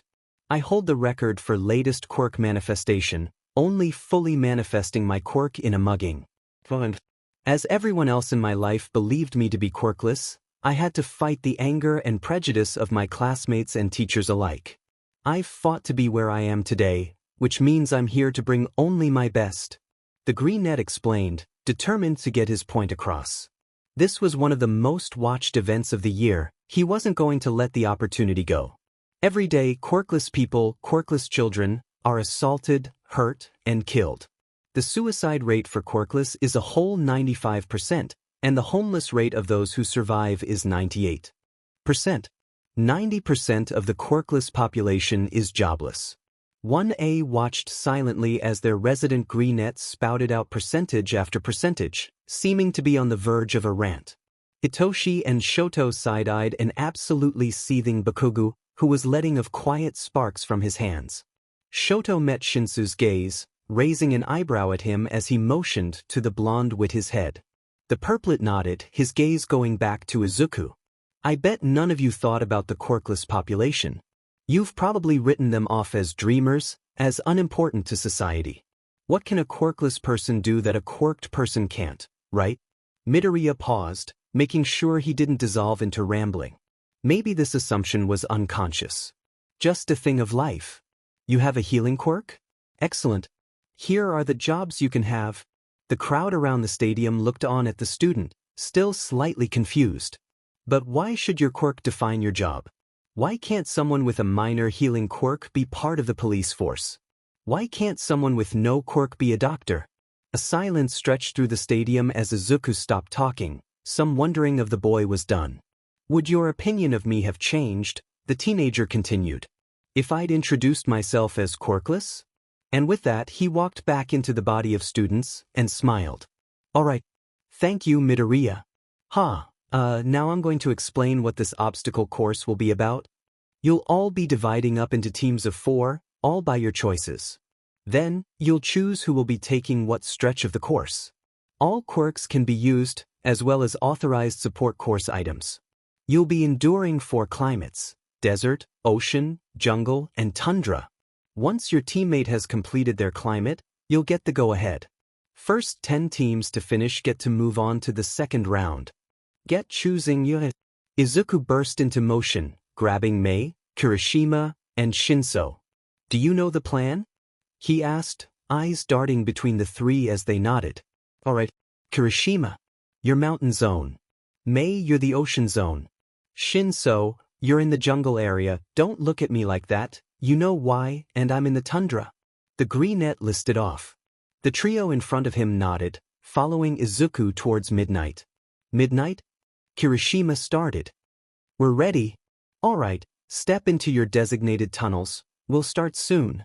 Oh, go on, no one'll stare. The pro smiled, ushering them away. Oh, this was going to be fun. Kirishima was the perfect choice for desert. His hardening quirk allowed him to easily traverse the terrain, and for him to bust through the, middle obstacle. Red Riot. The youngest's voice crackled through the earpiece, surprising the redhead slightly. The first obstacle is a mini mountain. You need to climb faster than the other students, so I want you to try to harden only your hands. If you can't, then I want you to harden your entire body and try to use only your legs when climbing. Got it? Don't worry, Integrity, I won't let you down. The horn blared, signaling the start of the race. Quickly setting into a run, he focused on hardening only his hands. A trick he'd continuously tried to master was hardening only one part of his body, though he'd had no luck. He might want to commission Integrity to make him an analysis for him, so he could get a more thorough rundown of his quirk. He'd like to know what he could and couldn't do with it. The first obstacle, the mini mountain, just as Integrity promised, came into view. For a mini mountain, Kirishima didn't know what they were thinking. The thing was huge. It was about as big as the zero-pointer in the exam, standing proudly at 175 meters tall, or 574 feet. Jesus Christ, what the fuck? Come on, Red Riot. Don't slow down. Integrity cheered, informing him of his lowering speed. His hardening only properly spread to his entire body, so his single hardening wasn't getting him very far. He'd have to go with Plan B. The students approached the first obstacle. It's a mountain, yo! Mike annotated, shouting in excitement. Hardening his entire body, he pushed up the mountain with mostly his legs. He was somewhat disgruntled at Ida speeding by, but the dual-quirked leader had assured him he'd taken the speedy brunette into account. So, he instead focused on avoiding others and smashing through the rubble in front of him as he climbed. Cementos must have helped with the building of the mountain, as the mountain inside happened to be mostly concrete. Luckily, he didn't come into much contact with the center, and didn't stop when he did. Kirishima quickly scaled the mountain, watching as others dodged boulders and cacti alike, half focused on going through the obstacles. They barely slowed down his momentum, and he ended up on his way down the mountain, second only to Ida. He slid down the mountain in a straight line, smashing into the rocks as he did so. Finally making it to the bottom, he let down his hardening and continued onwards. Kirishima and Ida from 1A dominate the first obstacle. Good job, little listeners. He continued through the desert-like terrain, coming across the second obstacle quickly. A field of spiky tumbleweed, all in a back-and-forth motion. All right, Red Riot, let's do this thing. Integrity started, and Kirishima was sure he was grinning. The timing is a simple tick-by speed. The first 2 lines go on a simple 1, 2, 3 pattern. The 3 lines after that go 1, 2, 5, and the 4 behind that are 3, 2, and 6. Do you understand? The redhead looked nervously at the tumbleweed, but nodded. Yeah, integrity, I got you. Don't worry. In theory, Kirishima would wait for the third tick before rushing forwards. Then by the time he'd cleared the first 2, he'd be just in time for rows 3, 4, and 5 to be on tick 4. He'd then be able to pass through those and be in time for the first tick, effectively dodging all the tumbleweed. In practice, however, Kirishima got through lines 1 and 2, danced around line 4, flipped over line 7, and then had the spiky tumbleweed graze his leg on the very last line. Ida from class 1A finishes the first stretch. It's on to his partner, Tsusui from class 1A now. Shit, the redhead murmured, wiping his bleeding leg. It wasn't his worst injury, but it still hurt. Alrighty now, Red Riot. Last obstacle time. Integrity celebrated, sounding giddy and no doubt grinning. Why are you so excited? Kirishima grumbled. We aren't sure if this'll even work. Exactly. The hero in training smirked. I can't wait. Rolling his eyes fondly, the elder of the duo hardened his body, continuing his run towards the ever-impending sand dune. It was a concrete block covered in sand. Ida had sped over it, obvious by the tractor-like tracks and sand on the usually clay-like earth around the dune covered in sand. Kirishima, however, was going to go through. And he did so, bursting his way into the sand and concrete as the dune closed up behind him. Oh, and it's Kirishima from class 1A absolutely demolishing the last obstacle. Slamming his hand on Mei's button, Kirishima collapsed on the floor and let his hardening down. Well done, Red Riot. Mei huffed, watching as Frog Girl? Tuss? Tsu? One of those names. She watched as Frog Girl sped through the water. Mei fiddled with her aquatic pack as Frog Girl reached the first obstacle. Ida from class 1A finishes the first stretch. It's on to his partner, Tsusui from class 1A now. See you. That was Frog Girl's name. Her quirk was interesting, Hatsum would give her that. How did her quirk even work? She'd bet Izuku knew. Think of all the babies she could make if Tsuyu let her. Oh, she had so many ideas already. Her webbed fingers made her perfect for her aquatic pack. The aquatic pack was a backpack-style box on Mei's back, with vine-like tubes going down her legs and hands and wrapping around her torso. They sucked in water and turned into energy that took and stored the air in the water, which was then pushed back out and supplied to Mei herself when she was in need of it. Oh, and it's Kirishima from class 1A absolutely demolishing the last obstacle. That was her K. The button behind her was pressed, letting her free from her platform. The doors opened, and she pressed the start button on her aquatic pack.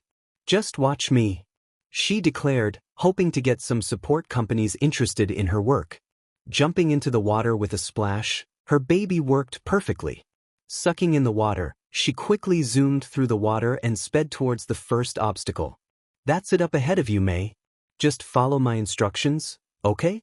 I'll guide you through. The first obstacle was a black underground maze made out of hardened coral. At the end of every tunnel there was an air bubble for those who held their breath, but of course Mei wouldn't need them. There were 6 entryways and 2 exits, and all entryways connected to at least one of the exits. And now Izuku Integrity was going to guide her through the maze. Got it, Inti? The support course student chuckled. Integrity, the hero in training corrected. Alright, take the second tunnel on the right. Doing as she was commanded, Mei entered the second tunnel. She slowed down her aquatic pack to a more manageable speed so she could traverse the tunnels more easily. Be careful, Tsu could be using echolocation. Integrity informed her. Frogs have echolocation? Mei asked excitedly, genuinely curious. If they did, think of all the babies she could make. No, support item. I had a look at all the applications as they were available. Grinning, Mei nodded. What's next, boss? She asked. Take 2 rights and then continue down until I say so. The pingquet did as she was told, zooming in ahead of her for a clearer idea of what she was getting herself into. Now back up a little and take a left into that much smaller tunnel. It looks like a dead end, but it's not. The greenette instructed. Backing up, Mei took a quick left into the tunnel. As promised, it was not a dead end. It took her right in front of 4 much bigger tunnels. Take the one on your right. It should lead you to a much bluer tunnel. It did so, and so the support course student continued forwards. Go right. She did so, and found herself facing the exit. And so, after only 6 minutes in the maze, Mei burst free, going as fast as she could. Nice going, Mei. Izuku hollered. Oh. And after only 6 minutes, it's Mei Hatsum from Class 1H that first appears. That's our support course. Present Mike shouted, cheering for the girl. Swirling out of the way of seaweed and mini whirlpools alike, Mei allowed herself to smirk. Neither the whirlpools nor the seaweed was the final obstacle, however.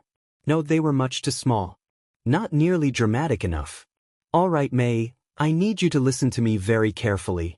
Integrity said solemnly. This is very important. In the last stretch, you're going to feel something pulling you below the water. This is a riptide. You must go down with it and then turn off your aquatic pack. Turn off the pack? Can do. Mei confirmed, puzzled. She had no idea why Izuku needed her to turn off her pack, but she trusted him with her life. As she entered the final stretch, it was obvious that the previous competitor, Frog Girl, Tsuyu, Mei reminded herself, was back in the game. However, while Tsuyu struggled against the pull, Mei allowed herself to fall. Try not to twirl, Mei. Integrity reminded her softly. She frowned as she was unaware she was twirling, but she tried to stop herself anyway. I understand if it's hard. Frowning, Hatsum continued to sink. Alright. At the very bottom, you need to split off from the riptide's current. It's man-made, so that'll be its weak spot. Nodding, even though he couldn't see her, Mei pushed herself out of the current and hit the on button. Bursting up, Mei swam to victory as she pushed Hitoshi's button. Yeah, Mei. And it's Hatsum Mei from Class 1H. Mike shouted. Let's give her a hand. It's up to Shinso Hitoshi from Class 1A now. Shivering with discomfort, Hitoshi tunned his earpiece to Izuku's chosen channel. And it's Hatsum Mei from Class 1H. Mick's voice boomed from above, present Mike. Hitoshi was still excited. Let's give her a hand. It's up to Shinso Hitoshi from Class 1A now. Fuck right. Alright now, Shinso. Woo, I am pumped up for this. The greenette greeted excitedly. First, it's just jungle. That's it. You have to navigate the terrain. Right? The purplet said, dashing into the trees while not losing focus on the task at hand. And, can you help me with that? You bet your ass I can. Grinning, the purplet didn't hesitate to jump over the group of thistles in front of him and fully into the course. He stuttered to a stop for a moment, blinking at the scene in front of him. Tsuyu has finished the second obstacle. It's on to Shiro Hanta from Class 1A now. Zoo, is there supposed to be like 20 bamboo forests? He asked, watching as Shiro finally started up the bamboo shoots, struggling to attach his tape correctly. Yep. The insane teenager chirped. Just go through it until you start to see puddles. Report when you do. Report when you do. Yeah, like Izuku was that innocent. What was the sneaky bastard up to? Begrudgingly, Hitoshi continued through the slender forest as Hanta started to unsuccessfully swing from the pointy-tipped bamboo. Shinso smirked as the boy struggled, knowing very well that if that were a wise strategy, Izuku would have had him do the same thing. Starting to navigate the forest, he made sure not to bear off path. The local green bean had a plan, and he'd like to stick to the plan, thank you very much. Quickly finding the puddles, the purplet put a hand to his earpiece. Zoo. Yeah, there's some puddles here. Toxic green, slimy. Seems like the kind of thing you'd be referring to. He heard a short laugh on the other end. Well done, Hito. Come on now, hurry up.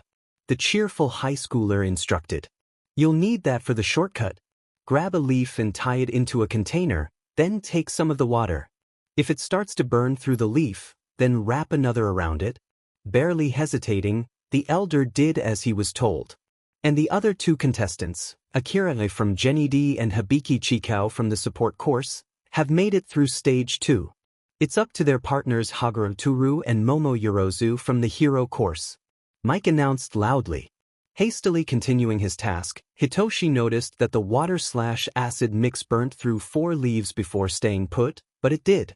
Clipping it to his work belt, he quickly crossing over the puddles, he continued through the jungle. Hanta's on your right? Sure enough, as Shinso looked to his right, Shiro passed terrifyingly close to him, just a couple feet off the ground. He heard the unsavory crash of his classmate falling to the ground, and almost stopped to help him. But this was a competition, and Hitoshi was there to win it. Or at least come second. Following Izuku's previous instructions, the purplet continued down the course, only slowing down at the ruins of an old temple, built into a wall that restricted passage. Well done. This is the second obstacle. Hitoshi's green-headed friend informed. It's a puzzle. This is where you're to use the knot acid. The elder snorted. You have to connect a straight path using the stone bricks. You can't move off them once you're on, so be very careful and watch your step. Slowly moving forwards, Shinso realized that he was correctly I-formed. Standing atop the ruins were about 12 stone blocks, all with lines he was supposed to connect. Move past the blocks to the door. Doing as told, he reached the door in seconds, well aware that Shiro would pass him. The door was solid iron and was locked. Pour the knot acid into the lock and continue, but do not follow any paths you see, just go towards the river. Shiro Hanta from the hero course has made it past the second obstacle. Mike announced excitedly. Shit! The purplet exclaimed, running towards the river before jumping over. Now just go onwards. By my calculations you'll be just in time for me to catch up with Shoto. Izuku encouraged happily.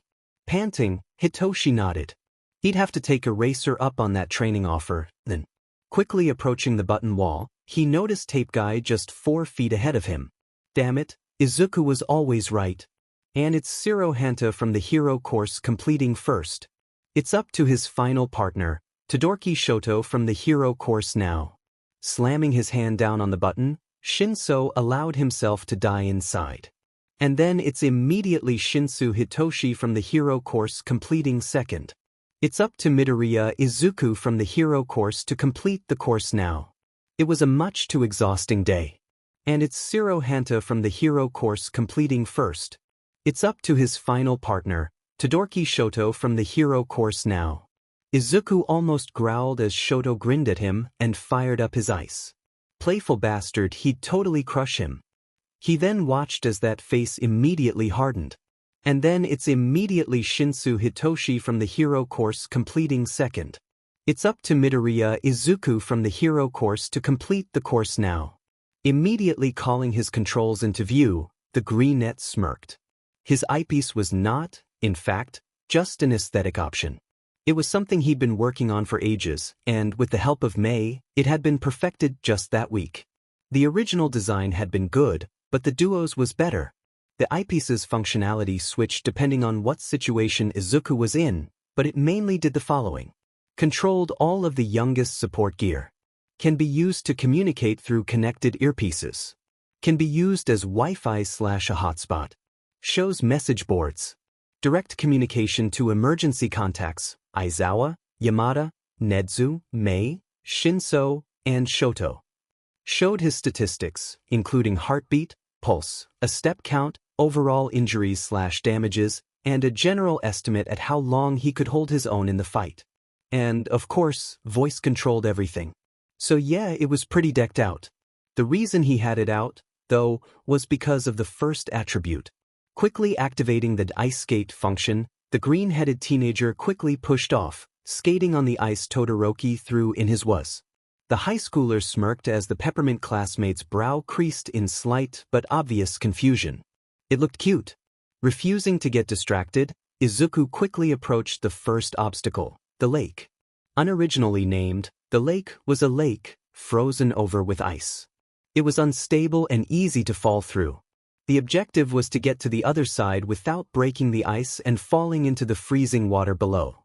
You could use speed, could break it on purpose and swim through the water, go over it, though unless you had some kind of levitation quirk he had no idea how you would do that, or use speed. Or, you could do what Shoto was doing, and refreeze the ice so it was sturdy. Just as the younger had predicted.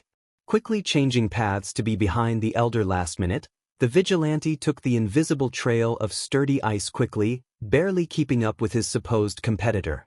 If Shoto was actually trying to win, he'd have thrown the cinnamon roll in already.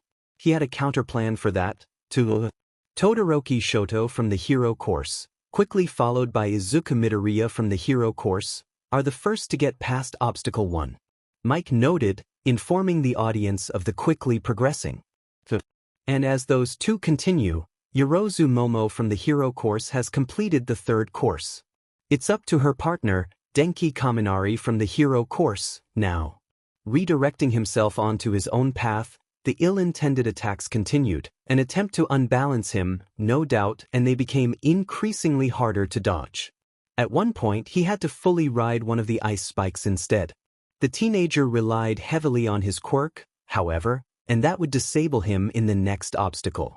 The next obstacle was, wait, Kaminari? Izuku's heart sunk as he almost failed to dodge an attack, quickly reassessing the situation. He hadn't expected Momo's team to throw Denki in for the ice course. He'd expected for him to be in for the desert section. It was most likely a desperate play to get him in a group, one which the genius had not been expecting them to make, as much as it had pained him to admit. With the Pikachu knockoff, not only did things become a whole lot more dangerous, but his plans just got thrown into the deep end. He'd need to reevaluate the situation before he saw the boy. Soon approaching was the 2nd obstacle of the Tundra run. He could hear his classmates' electric snapple in the distance, and it was messing with his focus slightly. He needed to get past Shoto here, if only for a second. The 2nd obstacle consisted of an iceberg. Usually, Todoroki could just tower up with his ice. But Izuku knew for a fact that it would be far too cold up near the top for him to continue that strategy, as he'd need to use his fire. He may or not know that from personal experience, but hey, he had the quirk. Quickly approaching the mountainous iceberg, the greenette spared his opponent a glance. The peppermint boy was very obviously nervous, often glaring up at the top of it, as if trying to calculate the distance. They started up the slope quickly, Shoto's climb quicker as the younger almost struggled to keep up with the steep incline. The shorter knew he had to get this right. Just before the duo started to get into dangerous territory for hypothermia, he quickly spun off the ice tower. He was to focus to see Half-N-Half's eyes widen, face an exact replica of terror. His mouth widened slightly, ice stuttering to a stop as he reached out a hand to the green-themed hero in training. He would have been too late, of course. Plan or not. Instead of falling to his death, however, Izuku used his voice activation. Activate absorption. His ice skates quickly retracted, slipping into the sole of his shoe as the shoe itself puffed up, ready to take the user's sudden descent. Grappling onto the ice wall of the iceberg, the high schooler landed safely on a balcony of ice, a small hangover on a much bigger cliff. He then smiled, waved at the cameras, and then called out to his voice control and reinstated his ice skates. He was then quick to continue down the obstacle, grappling over the more tricky parts. Todoroki stood there for a second before quickly continuing as his definitely not crush did, still glancing at the green-headed boy every now and again. He ended up surviving the obstacle, but not before Izuku got the lead he needed. However, they encountered another problem. The duo quickly found themselves a trio, Kaminari reaching them quicker than originally intended. Right in time for the 3rd obstacle, making it the most dangerous. Everyone knew that water and electricity was a bad mix. It was the whole toaster bathtub thing. And snow was about, well, entirely water. So when the next obstacle was a fully stimulated snowstorm, with snow, hail, and everything in between, the greenette wasn't exactly thrilled to see what Kaminari's buzzing personality would do. The now trio rushed into the final area of the first event, and the youngest could feel the effects Denki's quirk had on the synthetic environment around them. The ice was hardening, and was much sharper on the skin. The eldest of the group was quick to shield himself with his ice, making a semi-translucent dome over himself. Kaminari, the green-themed hero in training called. Your quirk is too dangerous in this environment. Said yellow-headed classmate turned to the source of the voice, eyes narrowing. I'm not lying. You think snow's meant to be like this, ouch? He was interrupted mid-sentence as he was shocked by the snow and ice mixture around him. Denki seemed to believe him and deactivated his quirk. Izuku spared no time in rushing through the storm, using his quirk to teleport through the storm. Shoto used his ice to break free from his original dome and follow his classmate, while Kaminari simply ran. Unluckily for the other two, Izuku could literally teleport. The greenette was the first out of the tundra zone, and therefore first to the buttons. Slamming his hand onto his team's designates button, Izuku immediately started to warm himself up. He was cold. The winner is Midoriya Izuku from the hero course. Let's give a hand for the brave listeners. Finally, the four winners, Kirishima, Mei, Shinso, and Izuku, were beyond ecstatic. They'd won. They'd won the first part of the tournament. Being the winners meant they'd get a lot of recognition, which was definitely a plus. It also put them just that much closer to winning, that was good for Izuku. Both Shoto's team and Kaminari's team made it into the next round, and then a group of Class B did too. Overall, the resident Sunshine felt good about how things were panning out. He really wanted to go on patrol. Somehow, being beaten half to death every night was easier than whatever they were doing now. Well, he did know what they were doing. It was time for the TSBs. The TBS, which were originally the first year's final exam, were a set of 3 battles that the students took part in. It was meant to test teamwork and tactical planning, as well as physical force and ability to get on well with others despite grudges. If a student failed to tick any of those boxes, then that person was automatically expelled. This was, however, sometimes used as an excuse to expel students who the faculty or Nezu couldn't get any evidence on, but was generally awful to others. It was as the name suggested. TBS stood for Tactical Battle Simulations. And the greenette was living for it. Planning, stealth, and compromising with others was his specialty. Only one person knew about his quirk, and that was Hitoshi. Granted, he found out because Izuku wasn't being careful or sneaky, but that was a fluke. Besides, he'd hidden it from everyone else. He did a very convincing job at faking his quirks. Well, technically he did have them, but that wasn't the point. He was really good at everything the tests needed from him. "All right, everyone gather around," Midnight shouted, pausing for a minute to allow the students to follow her instructions and move closer to the platform. The second event is not only a battle-based challenge, but one of quick thinking and stealth. Buckle up, ladies and gentlefolk, it's the TBS. The 18-plus hero cracked her whip as she ended, barely missing her green-headed student smirk. Midnight waited for the crowd's roars and the first year's anxious muttering to die down a little before continuing. These used to be the final exams for the students, but now, with some modifications, they'll be used as this year's second event. Here's how they work. 3 battles, 6 teams, 7 students per team, 42 students. Only 16 students can continue to the next round. The teacher paused for dramatic effect. But hold on a minute, that can't be right. 2 teams are too little and 3 teams are too many. That's because the battles will have a point system. Depending on both your cooperation and your part in your team's plan, you'll get a point ranking. The first 2 teams will pass, and then an extra 2 students who excel from a third team. Groaning, Izuku felt like slamming his head into a wall. He hated the point system for the TBS. If he was stuck with someone with the same temper as Katsuki, or even worse Katsuki himself, well, he wasn't sure if he'd go any further. Now, choose your teams. Breathing lightly, he glanced around, trying to find Hitoshi and Uraraka. Integrity, Uraraka called, waving her hands in his direction. Uraraka. Izuku called to the heroine. Have you seen Hitoshi? No, I was actually just looking for him. Uraraka admitted, looking around for the purplet. I take it you haven't seen him? Nah. Izuku sighed. But since you're here, join my team? He was hoping to get good old Todoroki on his side too, but Uraraka would be needed. Oh, Ochako smiled brightly. I was going to ask you. Smiling back just as bright, the greenette nodded furiously. You're just who I need. He insisted. Now come on, let's go find Hitoshi and Shoto. Nodding silently, Ochako followed her friend as he headed towards the more crowded corners. Hitoshi resided in the shade of the right overhang of the stadium, seeming slightly disgruntled that the sun dares shine its rays down upon him. Hey Hitoshi. Need you on it? Izuku smirked, grabbing his purple-headed friend. New. Shinso grumbled. Don't get me caught up in your cult. Too late for that, Ochako said in a sing-song-toned voice. Joined once, and now you're a forever member. They then nodded as if it made perfect sense. Groaning, the tired-out hero student caved in and joined the other's team, if only because he didn't want to displease Izuku or get stuck with someone like Minoma. Reminds me, Uraraka exclaimed. Shinsu-kun, have you seen Todoroki-kun around? I saw him exit to those tunnels under the stadium a while ago. He might still be there. Hitoshi mumbled, feeling like he was about to slam himself into a wall. Alright, come on, let's go find teammate 4. Izuku darted into the connection of tunnels under the stadium, the thrum of the crowd vibrating into the tunnel.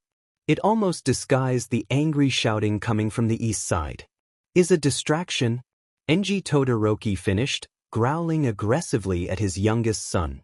I can do what I want, leave him out of this dash. Oh, this looks like a bit more than family drama. Izuku piped up, watching in slight amusement as the father-son duo, only by blood, spun to face the trio in front of them. People usually aren't labeled as distractions. Endeavor-san. Make sure you don't slip up like that in front of your fans. Izuku. Hitoshi squeaked, pulling his best friend away from the flaming death ball that was the number 2 hero. Did this bitch have a death wish? Yes, just a smaller one now. What did you say to me? Endeavor snarled, the younger Todoroki looking between his father and Midoriya. Oh, sorry, my bad. I'll say that a little simpler, yeah? The greenette hummed. You fucking bitch, step away from best friend number 2. The hero student snorted at the almost scandalized look on Hitoshi's face, as well as the boiling rage on the pro-heroes. You brat, the hothead screamed, actually launching himself in Izuku's direction. What the fuck? Quickly jumping to the side, Izuku watched as his internal enemy number 1 skidded to a stop where he had been, eyes wide. Damn, that could be considered attempted murder, you know. Since your quirk was activated and all. Attempted assault at least. Can't forget the illegal quirk usage, of course. Wow, that's like at least 6 years in prison, my man. The fluffy-haired teenager exclaimed. 6 years, right there? On camera. And I mean, that's not counting whatever went on during your conversation. Seriously, what the hell dash? Stop talking. The high schooler raised his hands in surrender, head cocked to the right curiously. Damn, alright. Anyway, I need Shoto here on my team, bye. And as quick as the student had arrived, he'd left, dragging the 4th member of their ragtag group behind him. They rushed out of the tunnel, quickly removing themselves from hearing and blast range. Izuku, oh my god, you need to stop doing that dash, Hitoshi choked out, laughing as if slightly maniacal from seeing his not-crush insult the fucking number 2 here to his face. WHY. The other pouted. He deserved it. Besides, I needed Shoto for my plan. You're already planning, Todoroki spoke breathlessly. Of course. I'll be on your side, Midoriya. It's Izuku. The next person Izuku needed was going to be resistant. Minoma Nito, or Phantom Thief. When he'd first come up as a candidate, Izuku had pushed him away without a second thought. Phantom Thief hated Class 1A, and therefore anybody within it, with a burning passion. He'd never work with him, let alone the other half of his team. But then he'd come up again, and then another time after that too. It was like his Quirk. What was he thinking about? Right. He needed to recruit Phantom Thief onto his team. Quickly finding Minoma in the crowd, the vigilante started towards the blonde. It was vital that the 1B student was on his team. It was vital. Minoma. He started carefully. Well, if IT isn't Class 1's own hero? Oh dear God, it wasn't worth it. Yes, it's nice to see you too, Minoma. He restrained a groan. Now, I want you to join my team dash. Oh, the infamous Class 1A needs a Class 1B student?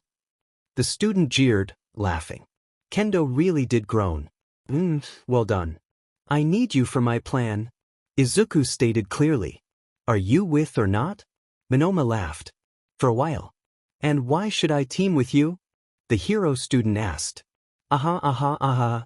Izuku was just about ready to bail. Because I already have a fully formulated plan and Kendo's on my team too. Kendo did a double take in surprise. You want me to be on your team? the representative asked. Midoriya simply nodded in return. Of course. I need you for plan parts A to B3. Monoma scoffed, rolling his eyes before grumbling something. Kendo blinked slowly at the greenette, as if wondering something. I'd never join a 1A team. Phantom Thief forefront, scoffing. Monoma. Kendo hissed, whacking her classmate. Don't be rude. Okay. Monoma shouted. I'll join the stupid 1A team. Kendo rolled her eyes and moved to join Shoto, Uraraka, and Hitoshi. Izuku smiled blindingly at Monoma, giving him a devious little grin afterward. Glad to know you're so open to others, Monoma-san. It doesn't take long for the 7th and final student to be found, but Izuku feels like it'll take some time to convince them. It's not that they hate the hero course like Monoma, or anything like that, more that Ida has a very formal point of view. There's a possibility Ida will be against forming a team with him, especially because the Bluenet had something to prove. He was prideful but in a much different way from Katsuki. Izuku liked Ida. Approaching his classmate, the greenette waved excitedly. Better to seem innocent in situations like this. Hey, Ida! Izuku shouted, catching the attention of the other. Hey, I'd like to, You wish for me to be on your team, I understand. Ida exclaimed, arm-chopping. Beats, but let me guess, you have to decline? The younger asked apprehensively. He was mildly surprised when the older shook his head. I'd be honored to be on the side of such rare analytic talent. Well, slightly unexpected, but all right. Oh, Izuku exclaimed. I'm not really that skilled, I like heroes, that's all. Nonsense. Ida shouted. I will join your team readily. Giving his classmate a genuine smile, Izuku led Ida over to the rest of the team. All right, that's all 7 students, which means all we need to do now is pass. The hero student stated, eyes gazing over his not-so-makeshift team. Monoma, I need you to listen to me very carefully. The blonde looked up, seemingly annoyed at the situation.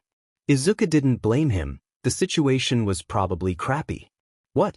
The blonde snapped, while Bakugamuch, rolling his eyes as Kendo glared at him. I need you to follow the plan exactly. If you don't, then we will fail. And if we fail, the chances of you getting through are basically none. Izuku growled, the team looking at him in surprise. Monoma shifted nervously. Do you understand? The blue-eyed blonde rolled his eyes and nodded, muttering his understanding. It seemed even he did not wish to anger Izuku. The same goes for everyone else, the teenager continued, seemingly satisfied with the phantom thief. The plan I have hinges on 100% participation from everybody involved. Okay? Everyone nodded quickly, curious about the plan that the local analyst had come up with. Okay. Izuku grinned. Hey Race, what we're going to do.